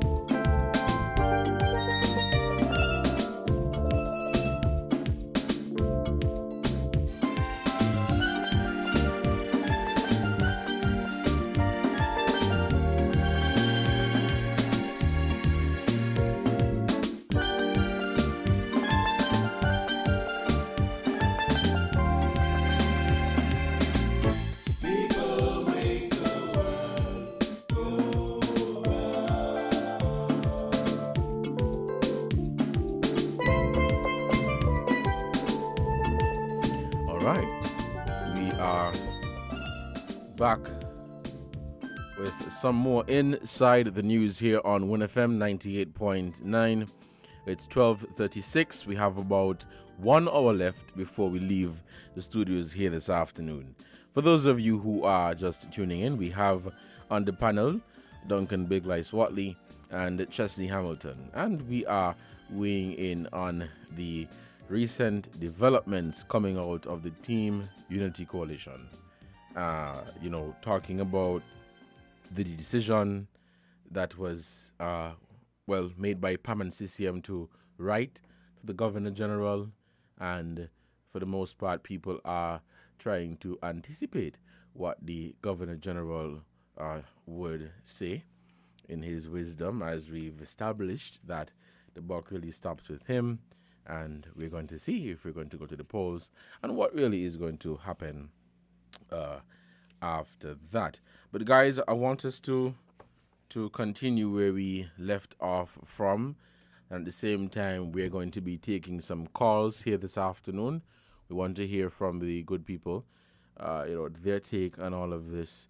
So the phone lines are open. You can call us at 466-0989 or 762-0989. The phone lines are open, and we're taking your calls. We want you to call and weigh in on, all that has really been happening here in St. Kitts and Nevis with Team Unity. The last question that I posed before we went for the break was, will we see a general election this year? Will we see a general election this year? I think that is the question that many people are asking, and some believe that there will be a general election this year. But we're going to see what really happens. Guys, we have our first caller for this afternoon, so we're going to head to the phone lines and we'll take this call. Caller, good afternoon. You are on the air. Good afternoon. Good afternoon to Mr. Host and your panel. Yes, go right ahead. Concerning the Governor General, I was here listening to this program and I thought to myself, the Governor General, I believe, if he wasn't the youngest, I know he became Attorney General under Dr. Simmons' era. And he was there for 15 years. And after he left, I recall he had a show on WINNFM, and I believe it was the very constitution he was teaching the nation about. And I also perhaps want to believe that when they were constructing, putting the constitution together, he perhaps were a part of it. So I'm sort of puzzled today. Who he need advice from? A learned person like that. Who he need to advise him on that, you know? I don't know if you guys on the panel and the learned attorney there, we have anything to say concerning what I was talking about. Have a good day. All right, caller, thank you so much for your contribution to this program. Did you guys hear what the gentleman said, Mr. Hamilton? There's some people who have certain big and small letters before and after their names. You will see, I'm a lawyer, but I don't carry those, the letters called QC, or Queen's Counsel. And more often than not, when the Governor General is seeking an opinion, he would have not only one, but 2 or 3 Queen's Counsels to give him advice, and he would take it from there. Those are the persons who are qualified to give the necessary advice. So I think he will go out and he'll ask a number of Queen Counsels. There are a number of them. He's one. He's a Queen's Counsel, but you don't want to advise yourself. You're the decision maker. So there's people like Emile Ferdinand, there's Charles Wilkin. Those are Queen's Counsel within the Federation. He may choose to go abroad. The former Chief Justice, Hugh Rollins, is the number of other QCs around who would quite be willing to render an opinion and can give these opinions that the senior councils in places that don't have the Queen as sovereign. And those senior councils would be in a position to take what I'm saying and put the flesh on the bones and give the opinions that the decision maker or the tribunal is looking for. Big Lights, what is your take on that? Well, I too believe that we have very similar types of governments across the region, liberal democratic systems, and I believe that they would be in touch with each other. And talking about the level of governor generals now, and I'm certain time to time they bounce things off of each other and so forth. So I hope that he would have reached out across the region, and I hope the people across the region are reaching out to him also to shed some light and to give some advice. But as I said before, my thing is that this must be done expeditiously, because I am one who recognizes that this is a critical matter. We are in a crisis state. Yeah. And if you don't have any other thing, during the break, I glanced at something that speaks to collective responsibility. And collective responsibility is a doctrine within the cabinet. And if you have a divided cabinet, then you wouldn't have that being played out, the collective responsibility issue. But if you that can, could become very critical. If you can stick up in, there's a call, let's hit this call. Caller, good afternoon, you're on the air. Yeah, greetings to all. Yes.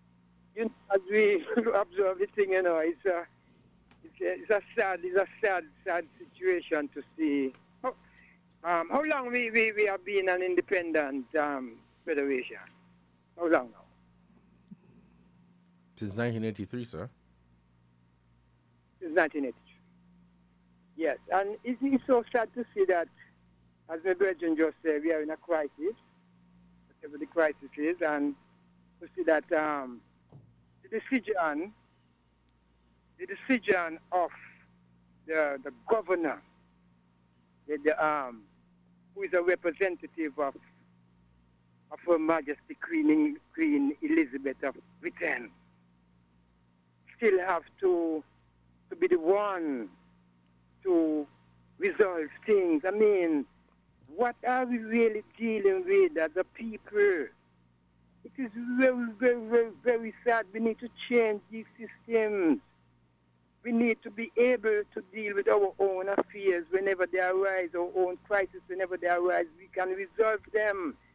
This person, this subject, represent, as I said before, represent who we represent.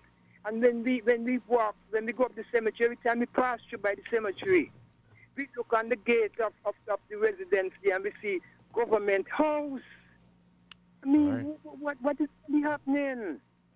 What is happening? We really need to be concerned about these things, because it's like we're taking one step forward and 19 backward. We cannot continue living like this.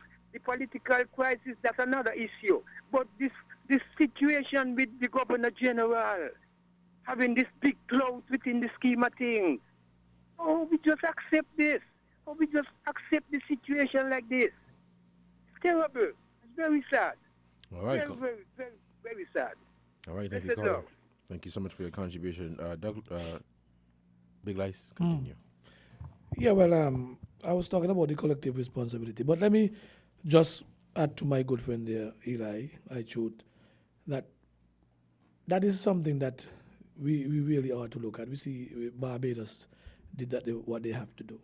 And I think all that comes with maturity and development of a nation state. That comes with the politicians who we select, making those transitions and bringing about change as we grow as a people. And what I find is that, and Scott just said it earlier, we thought that this was a time of transition during the 7 years when we would have said a lot of things and we would have changed, and we have not really set out to change a lot of what we have. And it comes from strong leadership. You know, people boast about leadership, but leadership is making decisions, you know. Yes. And hard decisions that would impact the development and change the course of things. But I was saying the collective responsibility issue, and you know, it's amongst everybody within the cabinet. So everybody should be collectively responsible to Parliament for the policies and decisions of government, and share equally in the consequences that result. That's important. And share equally in the consequences that result. Even though a minister might not have been personally or directly responsible, he ought to accept the responsibility. Collectively. So long as the minister does not resign. And all of this we haven't heard about any resignation. He is expected to support and defend those policies and decisions. And he cannot publicly criticize or disassociate or dissociate himself from the government policies. Very important. And that is why I read this, because I recognized earlier clock with the back and forth that the cabinet was in trouble. Yeah. I recognized they were fighting, and so the cabinet was in trouble. And so today the doctrine applies to significant government policies. And with permission, some ministers are permitted to speak critically on some issues. Sometimes there are things. And the last part, it says, the doctrine of collective responsibility is crucial in that it bolsters the authority of the Prime Minister, strengthens party and government unity, and promotes the requisite level of the government's solidarity, efficiency, loyalty, and secrecy. So if we have a dysfunctional as we have now, cabinet mashup, as we say, and we're not going to do anything, it is important for us to fix it. So the Governor General, sorry to say, but the Governor General would have to make a decision. I have said already, my take is that We go back to the polls and we select who we believe would be the targeted thing. Now, the government now, members of cabinet have taken a different road and have gone to the governor. We just have to wait and see how that plays out. We have a call on the line. Let's take this call. Caller, good afternoon. You are on the air. Good afternoon to everybody. Greetings in Jesus' name, the only Savior of sinners from the sins and from hell. Now, I'm calling to say that the reason why we're having all of this political confusion is simply it's all a result of our disobeying the Bible and not doing things according to the Bible. And things will get worse and worse if we do not get in line with the Bible. So I just wanted to call and to say this because we're looking everywhere for the solution, and the solution is only in the Bible. And that is the only place that we need to look for all of the solution. Otherwise, things will get worse and worse if we do not do things and start to do things according to the Bible by first repenting and believing the gospel message. Thank you very much. All right, Colin, thank you so much for your contribution. There's something I want to read here. I had a conversation earlier about the parliamentary system and the Westminster system, and the situation that we have found ourselves in, where the majority of elected members of parliament have written to the Governor General indicating that they no longer support Dr. Harris as the Prime Minister. In a Westminster system, you may see a situation where the Prime Minister would resign, but in a parliamentary system, that may not be the case. Now, what I have here, it says that the head of the state appoints the head of the government. In case of majority parliament or parliamentarism, the president of the crown has no option, but in minority parliament, the president or the crown may enjoy prerogative in this matter. The head of the government has full say in appointment of his ministry. Ministers are formally appointed by the crown, but Prime Minister alone is responsible for the composition of the ministry in terms of, portfolios or whatever. The ministerial responsibility is collective. It indicates both the cause and the effect of the cabinet solidarity. The government can remain in office as long as it enjoys the confidence of popular house.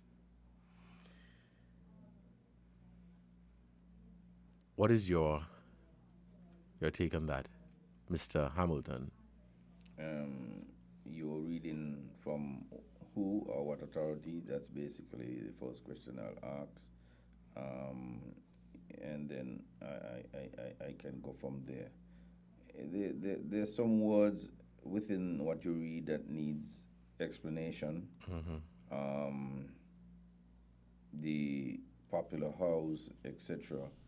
You know, if that's the House of Representatives, what sort of government you're talking about? Well, you're talking mostly from the Westminster system, which could be a parliamentary democracy, as opposed to where Parliament is the highest house, like in England. It's a parliamentary democracy, and the laws of Parliament are basically, the sole authority on many issues. It is the House that speak on behalf of the people. In constitutional democracies, sometimes there's a lower house and an upper house. Sometimes there's a division of the powers. Sometimes you have all of these things. But the Constitution is the highest authority, legal authority in the land. And therefore, if any law pass that does not conform with the Constitution, you then have the next branch of government, the court, to interpret. They could read up, read out, read down, or revoke. And therefore, you just have to know when you're reading what context to put what you're reading in. So there's some. It makes for a good conversation, but without you just can't discuss certain principles in abstract. Right. Now, what we have to recognize too, talking about the Westminster system out of England, what we have here is an exported version. Everything is not the same. It's similar. And yeah, similar but not the same. What we got to realize though is that England, their system of government, Westminster system, is not written. Is not codified. You cannot find it in a book somewhere. So in England, you must be a part of the system to understand the system. You can't just go and get up and say, I want to go in politics and understand. You have to be there and know the ins and outs. In our system now, it is codified, it is written, so you could take it up, and maybe that's why we don't have this spirit of understanding some of the stuff that is here, because we just get up and read it without having lived it. And so that is part of the confusion. And so somebody made a point there, and I don't know if it's yesterday when I was listening to the other program, but for 20-something years, 30-something years since we have independence, since 83, and they say not even a comma or a dot have been corrected within the Constitution. And so it makes us to wonder, haven't we been, it's dynamic, we should have been making changes as we go by. And so a lot of this thing here is what we inherited, and maybe that is part of the confusion that we are having, because we took a system of a particular culture and we are trying to force it on a different way of life, a different culture here. And so I guess we cut and paste to suit us. And so ever so often we'll find ourselves in this situation where some things may be hard to comprehend because of the difference in culture, trying to bring that system into our system. And so maybe going forward, what we ought to do as a people and a government is to try and model this to our way of life, our Caribbean way of life, our Kitchener division way of life. And so it might make it easier. Before you continue, we have a call, and let's take this call. Caller, good afternoon. You are on the air. Yes, hello. I would like to quickly say a very big part and very big contribution to the confusion that we are going through is considering this man-made document to be our supreme law of the land and to be our constitution rather than the Bible. That is our national sin, and where we have gone wrong, and we need to repent of that nationally, because the highest law and the supreme law of the land and our true constitution, like every other country, is the Bible. All right. Thank you, caller, so much for your contribution to this program. We're still taking your calls at 466-0989 and 762-0989. We are on the topic of the recent developments in Team Unity. Let's head back to the phone lines. Caller, good afternoon. You're on the air. Hi, good afternoon. I'm listening to the gentleman there and you and whatever. However, most understand, as the gentleman was pointing out, the Constitution speaks value. And the Constitution in our case says certain things. And as the lawyer, my good friend there, Hamilton, pointed out to you, you might just reference to a text that says certain things, but at the end of the day, the Constitution of St. Kitts and Nevis says certain things that should be honored.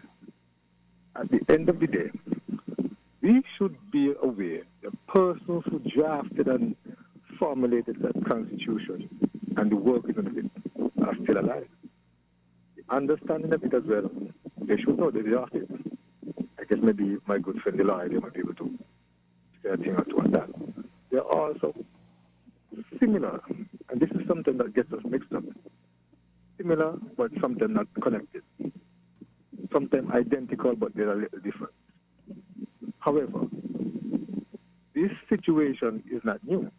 If you look at Israel, if you look at even in Canada, look at Australia, even in the UK, even Israel right now, they just formed a government just the other day, but because of coalition partners and an agreement is broken, then you have a fallout. And then where they go to? Fix it. Because of the Constitution. Right? Now, the Constitution says certainly what the head of state has the authority to do. We shouldn't try to say certainly, because at the end of the day, we do not elect a prime minister. We elect representatives. The representatives now put their support behind someone, and that person now assumes, because the Governor General will inform that they support this person. That is where we are now. And the Constitution speaks to it, I think is 50, I think it's in the 56 or somebody. I mean, I guess I don't have my Constitution in front of me right now, but I guess the lawyer, if he has his, he must be able to point out this section. And it says everything there of how to reach as Prime Minister, and because it says when you come to the Prime Minister, the Governor General appoints all the other ministers is by the consultation with the Prime Minister. And therefore it speaks how that person could do. And I think we should sometimes look at the Constitution and read it, because just like how you could pick up a book, let's say, when we call a book, a lot of people might believe in Harry Potter. A lot of people could tell you anything about Harry Potter. But what about our Constitution deals with our life? We should be able to look at that as well and draw right. Well, thank you, Carlos. The Constitution said this, and we should be guided. Okay, thank you, Carlos, so much. Let's take this other call before I get your response, Mr. Hamilton. Okay, we seem to have lost that caller. Mr. Hamilton, go ahead. You remember, I don't know if you're too young to remember, British Prime Minister Margaret Thatcher was in Europe somewhere, and by the time she reached back, her party had decided that they would want to support someone else for Prime Minister, John Major. And therefore, she, having, smell the stench, decided, listen to me, it would be good if I just exit. And therefore, that is their system. I'm not simply saying that that is the system that we have. We talk about Westminster system, and we got a system that if we had that system with this information, Timothy would just have to exit stage left or stage right, wherever the exit is, and allow what the party representatives, the evidence of that. So therefore, one has to understand, yes, we have a certain system, and everybody like I say, and that is Her Majesty's government and parliamentary. We have a constitution. We have some things that we have borrowed, but we don't have it full scale. So some people may want conventions and reserve power and inherent jurisdiction. You can go round and round in legal and jurisdictional orbit. The issue is a process began and has been initiated by the PAM and the CCM. And they've put certain information before the Gigi. This information is evidence. It is information upon which the Gigi has to follow the procedure, seek legal advice, and make a reasoned, sober decision. And I'm simply saying, in all that is before the Gigi, as a man who was Attorney General, yes, when it was authored, and part of the talks in England, the independence talk, they meet the people, all of these sort of things. Now one is asked not to be the drafter, not to be the maker, but to be the interpreter. And when those are different roles, and you can only interpret based on evidence and information. And I'm simply saying the information and the evidence before him is that there are things that can be done short of a general election or short of a motion of no confidence to make the Prime Minister seats vacant and show that it is vacant and have a functional and functioning cabinet and parliament and government. Big Lice? Your take? Well, I wasn't even paying attention there. But we going back on what the caller was saying about the Constitution. Yeah, he referenced subsection 6 about the motion of no confidence, and we have been talking about that for a while, and so, but he made something I wanted to speak about. He said we need to read the Constitution. and I could tell you, it's one of the most difficult read. We could say that we ought to read it, but trust me, even when I read and I read again, I sometimes I say, boy, this thing could have been done much easier for me to understand. Sometimes you get a different interpretation. You understand? And even me, when I read something and I read it again, I want to change my mind about how I interpreted it the first time. Yeah. And that is why I think it is the Constitution. I think that is the whole essence of a Constitution. Yes. For it to be interpreted in different ways. That's why it's very general, and they use words like the Governor General has occasion to appoint. Has occasion to appoint. That is a... How do we... Occasion. What does occasion mean? What does occasion mean? Because there are arguments that are... Speaking to the mic, Mr. Hamilton, but there are arguments that are ongoing that occasion is resignation. So that is if the Prime Minister in his own wisdom and judgment decides to resign. Some are saying occasion is right after a general election. Some are saying the occasion could be what's happening right now. Or death. Death, yes. And the fourth occasion could be what is happening right now. Yeah, and you're correct. That is how I interpret it. What I'm saying, there are different occasions when the Governor General will have to act. And the Governor General is going to determine what the occasion is? But no, he's not going to determine the occasion going to arise. He's not going to determine the occasion, because here it is. It is saying whenever the Governor General has occasion to appoint a Prime Minister, he shall appoint a representative who appears to him or her likely to command the support of the majority of the representative. To me, when I read this, it is straightforward. Yes, but my question is though, would he consider this an occasion? Would he say, well, is this an appropriate time for me to appoint a Prime Minister? If you have an election, he could say, well, that's an occasion. If you have a death, that's an occasion, resignation. But go ahead. A letter was sent. A letter was sent to him. So that's an occasion. Yes, it's not like he went and looked to them and said, well, I need to intervene here. A letter was sent to him. So it's an occasion. And it says here, to appoint, he shall appoint a representative. He shall. A representative. Got to be an elected person. Yes. A representative. Can't be a non-representative. The issue is the Governor General has an occasion thrust upon him based on evidence and information. And what you have to understand is this. The present Prime Minister does not have a functional cabinet. He does not have a functional government, and therefore the Governor General has to say, my government, I can ask another representative within my government who, in my deliberate judgment or based on information, can command the majority of the representatives, and therefore I'm asking this person to be Prime Minister.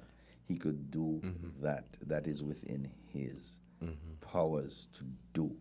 Because if you can't function in your role, whether by political death, which was occurred here, or by actual death, or by incapacity, okay, you cannot carry out your function.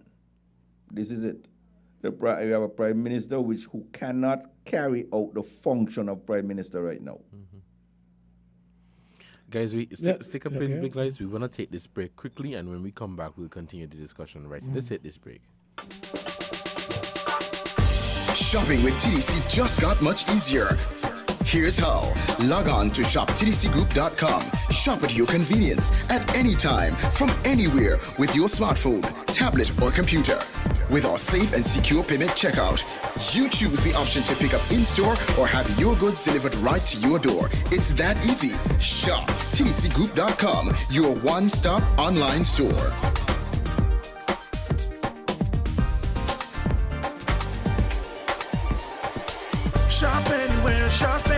same quality you love. Now online. Shop. www.shoptdcgroup.com.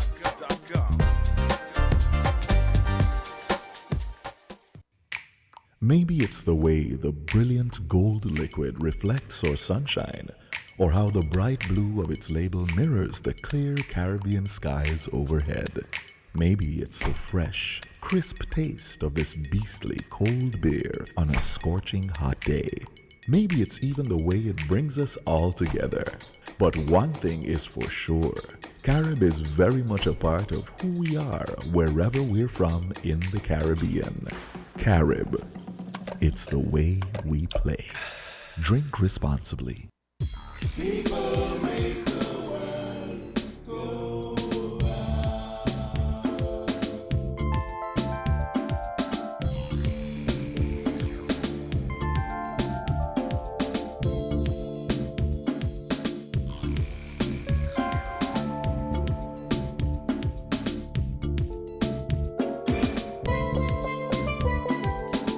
Welcome back to Inside the News on WINNFM 98.9. We have a lot of calls, so let's try to get these calls in, and I'll help you quickly, Big Lies.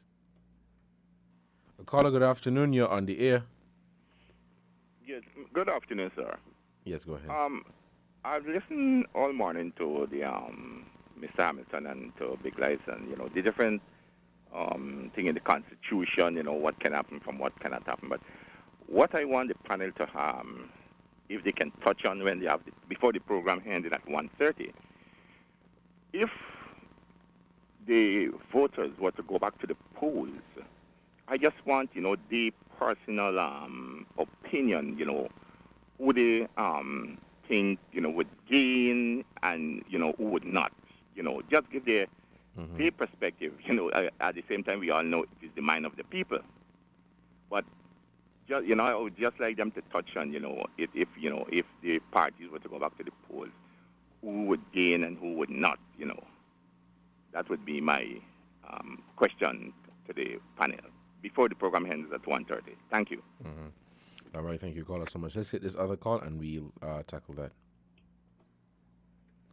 Caller, good afternoon. You're on the air. Good afternoon, gentlemen.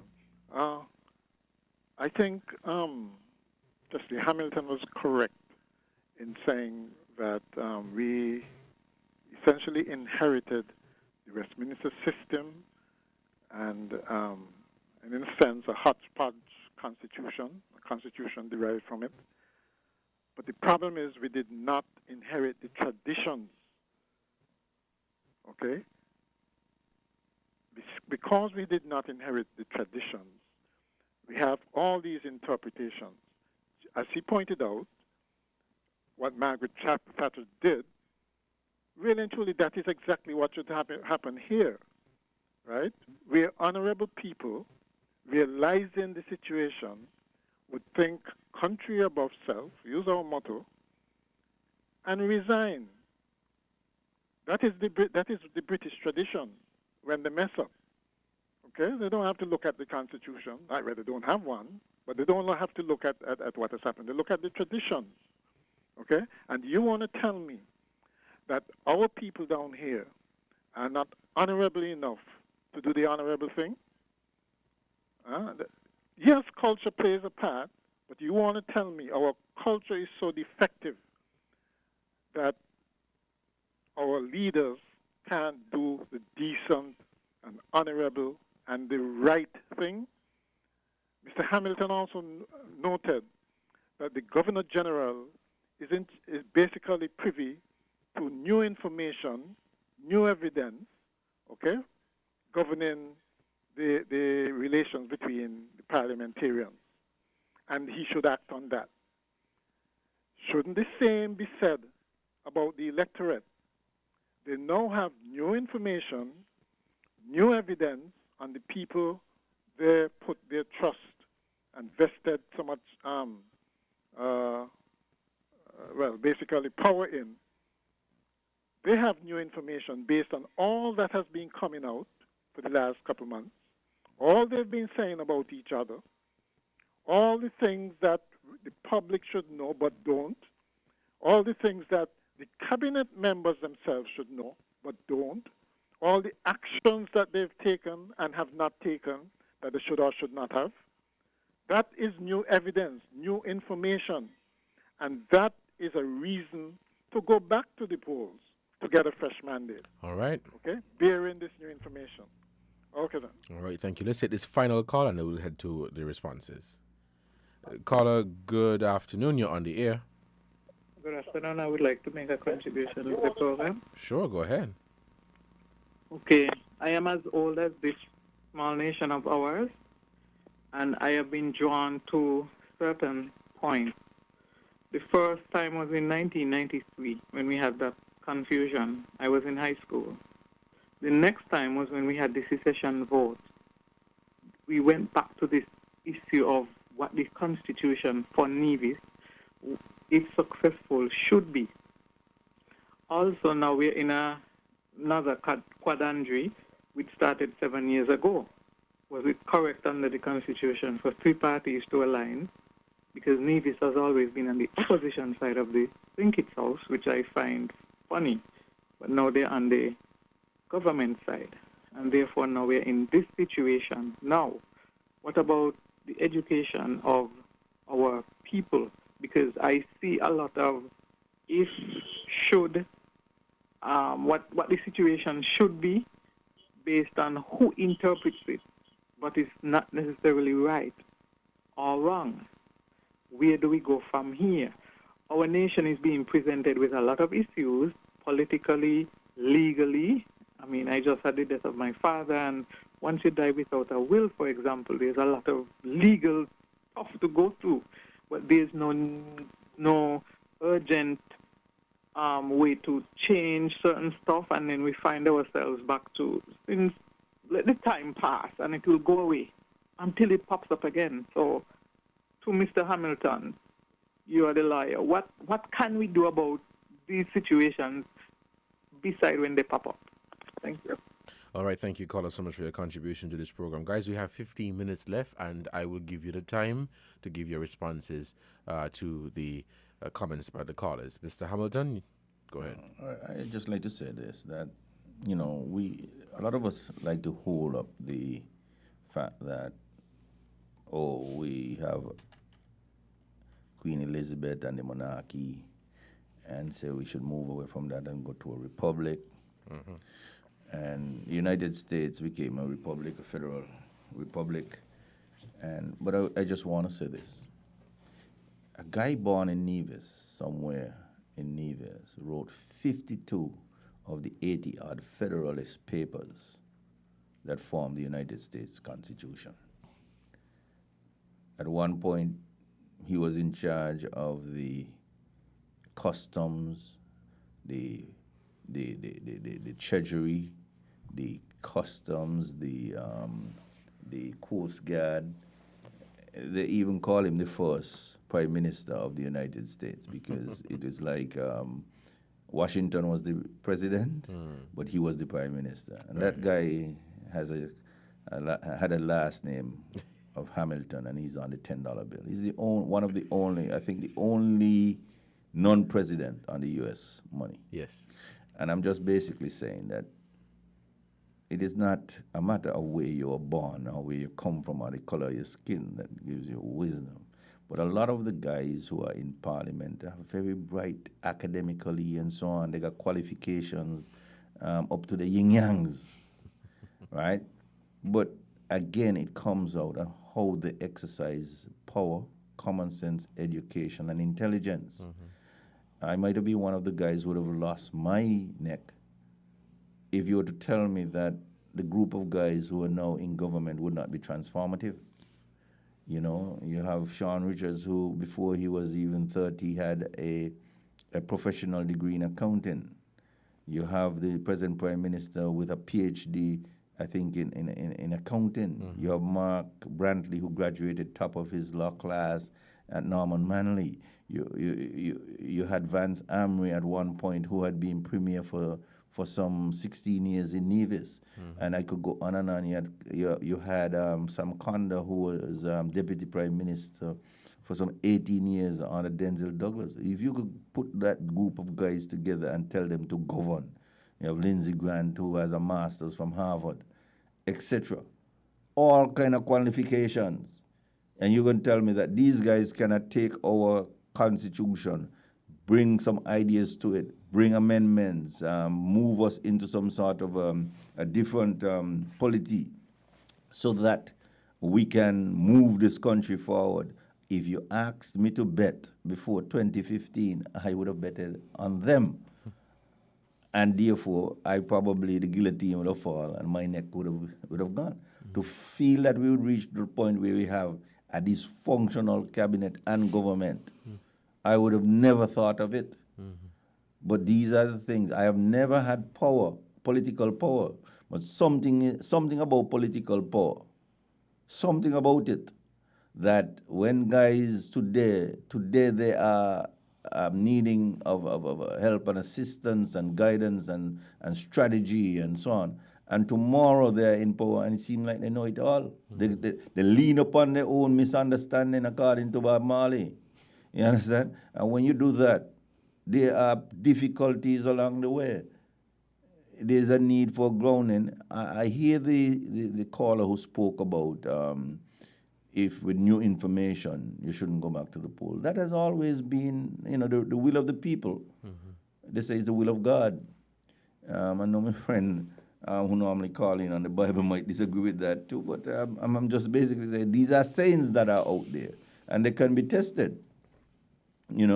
Gregory might agree with it, might disagree with that, but you have new information. You could go back to the people.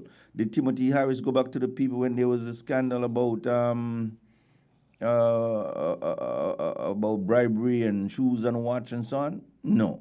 In another country, that's what you would have done. You would have resigned, go back to the people, win. That is what Jack Warner did in Trinidad. When he resigned, he went back to the poll, he won his seat. I'm just showing you that there are examples that we can follow, but it always comes down, no matter what is written in the doctrine, no matter what is written in the document, okay? It comes down to the people. I think Bastia High School have some a motto that says, principles, not men.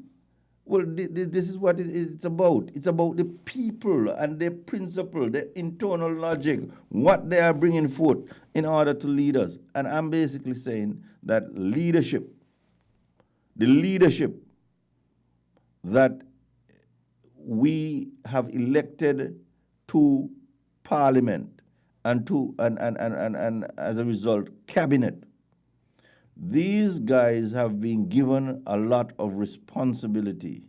It is about time the investment that we, their families, this country have placed and made in them, it is about time they come and produce the goods. And I'm basically saying that from the Governor General down, we have the intellectual capacity to solve these problems among ourselves. Among ourselves, there is enough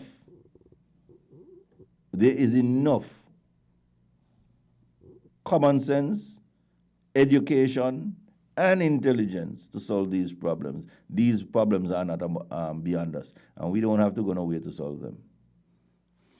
Okay, well, go ahead. Just a mouthful there, but I would say, based on what you say, then maybe all that you just highlighted is not the solution. Maybe we need to get the ordinary man on the street to run government, and they themselves might do a better job than all those Harvards and PhDs and so forth. I think it comes down to honesty within you and how honest you are, and how sincere you are, and how much you want to see something happen. But some of these people go with ulterior motives. And if you look at what happened in this situation, and somebody pointed it out, and I must make a comment on that, that all the confusion we're having within unity, it boils down to money. Yes. It boils down to money. There is no argument put forward about any principled stand, no argument put forward about anything of morality and ethics and so forth. It's about money. So it seems as though running governments now is about money. It's going there and see who could get what. Simple. Now, I made some notes here because they made a point. But if you go back to 1993, y'all remember what happened in 1993? And I remind you, minority government, minority government, the governor did act, but the people decided no. And the people went and they demonstrated their rights and they said no. And we had fresh elections in 1995 and government was formed. So the will of the people is always important and critical in maintaining democracy within a country. Peace and so forth. So we are at a crossroad now that it might just boil down to something as dramatic. I hope not. But the people themselves may have to rise up. May have to. We hope we don't have to reach to that. But we are in a crisis, a critical situation now. A non-functional, and Barclay go use a word there, government. And so that is important for us because where are we going? Now, a caller asks, if we had election, he wanted to take as to how it will you turn think out. the thing, and some people will run away from that. Let me hear from you. But let me try to be brave. Now, a lot of things have to be taken into consideration. But I believe that we could end up in a similar situation that we are in now, in terms of no clear leader, no clear mandate to say whether a party would have. That is how it seems as though. And I look at this. Pam could win 1 seat. Pam could win 2 seats. Pam could win 3 seats.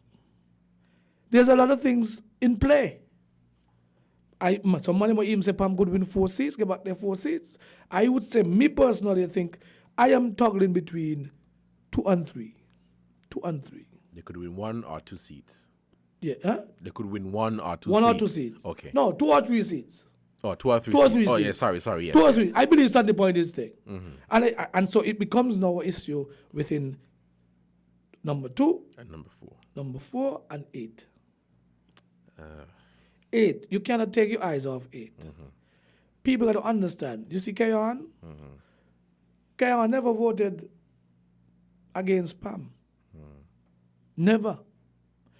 And when I say that, even though CG could have won, in Kayon itself, the majority of the votes go to Pam. Yes. And I've said it before, and I get licks for it, but I have to say it all the time. I'm from Kayon, I understand Kayon. And with the history of how we were treated by labor, some people are reluctant. Up to last night, the guy said, boy, me a vote Pam no matter what. But there is an Achilles heel, when Denzel Douglas is in the picture. I've said it before and people get upset with me, but I am telling you, and that is why how it can go. Dr. Drew would have to recognize that when people in Kayon vote, it's like they're saying, a vote for Drew would be a vote for Dougie. I am just telling you how it is. And that is why the equation could be different. Now, if we move across to labor, and that is how it is there. The number 2, number 4, and number 8, to me in the next election, would be up for grabs. Number 2, number 4, number 8. For Pam. Okay. I believe 5 is secure, but number 2, number 3, number 2. Now we go to labor. Labor could win 3 seats. Labor could win 4 seats. Labor could win 5 seats. Labor could win 6 seats. That's the majority there. I can't say 7 because if we're going to give Timothy 1 and Sean 1 out of 8, that's the most they can. I probably see they can get 6. It all depends now on what is on the table, how the campaign go, who have the momentum and so forth. it also depends on PLP and how they're going to run. Because if PLP come in with their take, you have to take whose votes PLP going to get most. Yeah. Labour or PAM. Labour or PAM. And it is critical. The only thing I could say, my own deliberation, I don't think they will get enough to get the majority. But there can be spoilers in a lot of these different constituencies. So PLP will go in there and just... A spoiler. Yeah. A spoiler. Pull it apart. I also feel as though Labour could win back number 3 based on how things are going. Number 3. Now, CCM, they could win 2, they could win 3. The scale is moving more to 3 than 2. So NRP could win 1. The problem I have with the NRP system is that NRP don't have any candidates yet based on how they are doing things. Right. So we don't know. You don't know what the So outcome in is. Nevis, it would be a vote not for an individual, but for a party, because NRP have not declared their hand yet. And so it is critical to see who would run, because remember they say if you run local, you cannot run anything. Right. So when you look, and then PLP, 1 seat, 2 seat the most. 2 seat the most for PLP. Now when you look at that now, we could reach where we will not have a clear majority from a political party. Yes. So we talking unity, we might really get unity again in a different form, because it might be true unity. Another thing is that, and this they're gonna have to pay me for this one. but PAM and CCM, because they're in this fight within their own thing, and they're the ones who, for want of a better word, mash it up. They could decide, hey, we're gonna approach this together, Fight together. no matter what. So CCM, you get your seats. PAM, get those seats. If anybody wants to join with IFA, they have to take the both of us. They can't take CCM alone. So, well, Mark going to join with Labour. They should be negotiating among themselves now. Hey, And bring PAM. if I have now, when time for election and you win, and PAM, let's say PAM only get 2. CCM could go and form government with Labour. They could say, well, no, you're going to work with the 2 now. You see the dynamics here? Because they are working together right now. And they could say, if come that time, and my word for your word will work. So we are looking at a critical election in terms of, to answer what the guys say, the scenarios. There are so many different scenarios. And I have one more. Go right ahead. There might be an independent candidate who come in. You have an independent candidate who comes in from in a particular district, somebody who comes in central, a dynamic person who comes in central and take this candidacy. He's independent, and Labour might want 1 person, and he could say, well, I'm going to be Prime Minister, you got 5, I'm going to be Prime Minister. Like the St. Vincent situation. So there are a lot of things at play here.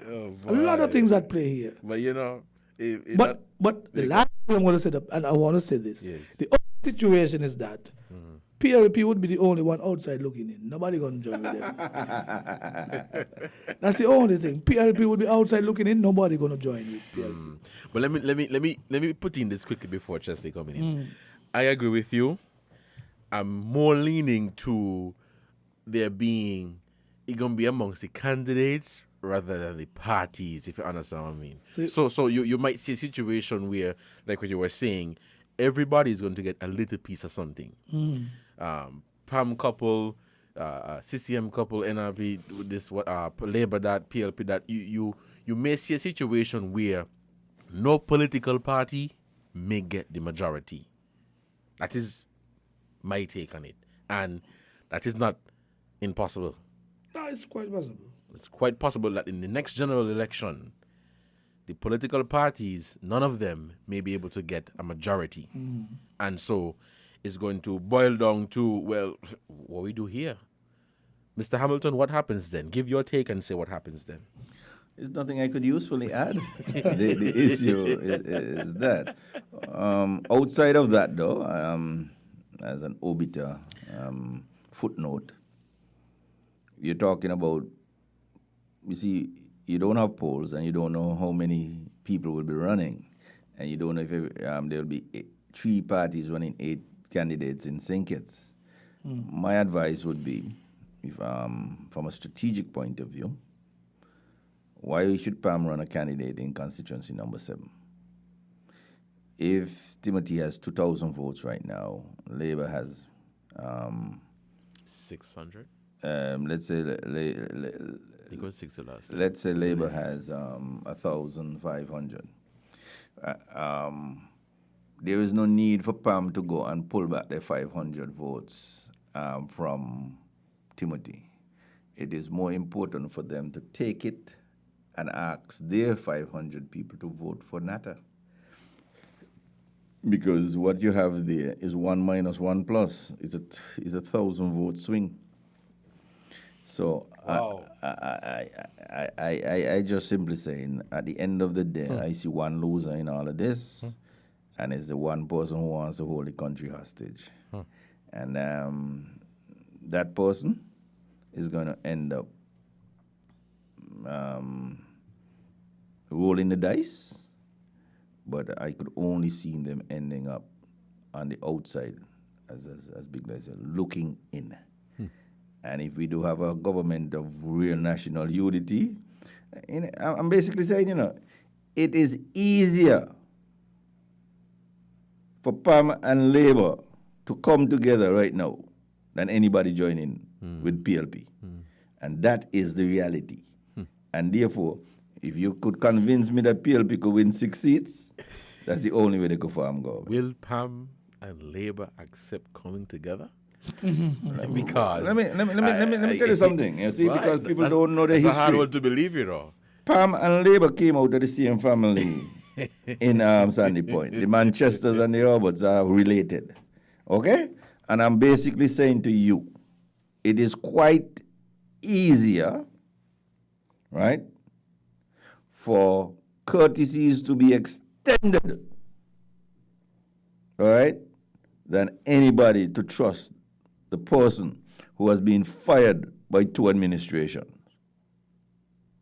And then that person let me see that person come up the middle with Labour on one side and PAM on the one side. I'm going after them. They say he's smart, he bright, he politically good. Well, let he alone. With nobody there to bolster or support him, whether on a platform or in a candidate, in a campaign, night after night. We're going to talk for 3 hours? Well, campaign for 3 hours? Let's go. Maybe another pandemic. Another pandemic and lock down the country, and therefore you only got to go in front of a TV camera. Really? Maybe I could go one better than that, Big Lies. Either declare state of emergency or say Her Majesty is at war or something, and therefore extend his mandate by a year, 12 months at a time. We engage without going in Parliament, but I just try to catch at straws to help. Yeah, but Labour confident they're going to win 6. Yeah, I'm seeing some of the comments. Labour is confident they're going to win 6, and so we wait and see. It's election. Everybody believes they're going to win. Nobody going in. There were some other people saying that that's possible that Labour could win the 6 seats, and so perhaps that is why they are pushing the motion of no confidence. So you may end up in a situation where it could be Labour 5 or 6, PAM and CCM. That's what I'm saying. It's split all over the place. But the thing is, while we're saying that, we still have to wait to see how this play out, because I am one who believes, depends on what happened, it could also influence how people vote. Yes. What is going on now could have an impact on some of the voters. Because sometimes people vote for different reasons. Yes. And people can say, I may want to go back down that road, or I want to try something new, I want something. So we have to see what plays out within the 10 days of mourning to see where the voters, because to me, Labour have their supporters who, is to get the extra to push you over that hump. have their supporters. And is to get the extra. And we actually overtime, but I'll give you guys 2 more minutes to wrap up. There's also this this not notion, but we now gonna see perhaps back in the play the overseas voters. What does that mean? Because there are many people who are of the view that the Labour Party is strong in the ear. So if the Labour Party is able to mobilize and bring their overseas voters, that may too predict what the next election may look like. Mm-hmm. It's ironic you say that, because the whole issue of electoral reform, which was promised and voted and campaigned upon, has not gotten off the ground. We're talking about one man, one vote. What happened in the last election is not a true reflection of the people's mandate. We're quite willing to give Apple fingerprints and face recognition and all kind of things for the integrity of our personal information on our phone. But ask somebody to give you a thumbprint so that only one man, one vote and a biometric, not only in our passports, but hey, so that we could protect our country and the right people are elected. All sorts of people will say, oh, no. The integrity of the vote, a one man, one vote, is still need protection. And the way to do that is to have a complete, rather than reconfirmation, re-registration before the next election so that the will of the people will prevail. That's all I have to say. Right. Wrap it up. Who gonna oversee that now that we have a dysfunctional government? So, we find ourselves between a rock and a hard place. Guys, we're out of time, and I'm really hoping that we had more time. We're out of time. We gotta go. It was a good conversation, and let me say thank you guys so much for taking time out of your busy schedule to come here. It was a very good conversation, but I think this part of the conversation perhaps could be continued, because I think for the most part, on the minds of many people, you just don't know how the next election would look like. You don't know who's going to win. You don't know who's going to lose. You don't know if it's going to be Labour with their 6 or 5 seats. You don't know if it's going to be PAM and CCM. You don't know if it's going to be any more governments of national unity or coalition. Most, and I some may disagree, but I'm leaning to the everybody going to get a little piece of something. Everybody going to get a little piece of something. Okay. A seat there, a seat here. And there's a question that I have, but it perhaps may be too late to answer. But the question is, if we end up with somebody with a seat here and there, and the parties refuse to join, where does the Governor General come in? Can he say, well, I'm going to appoint Big Lice, or I'm going to appoint Chesley as the Prime Minister? But guys, you're out of time. This has been another edition of Inside the News here on WINNFM 98.9. I've been your host for today, Devon Cornelius, and on the panel was Duncan Big Lice Watley and Chesley Hamilton. Very interesting conversation. You guys take care. Enjoy the rest of your weekend. And amidst all of this political chaos and mess, give thanks for life, and thank you guys so much.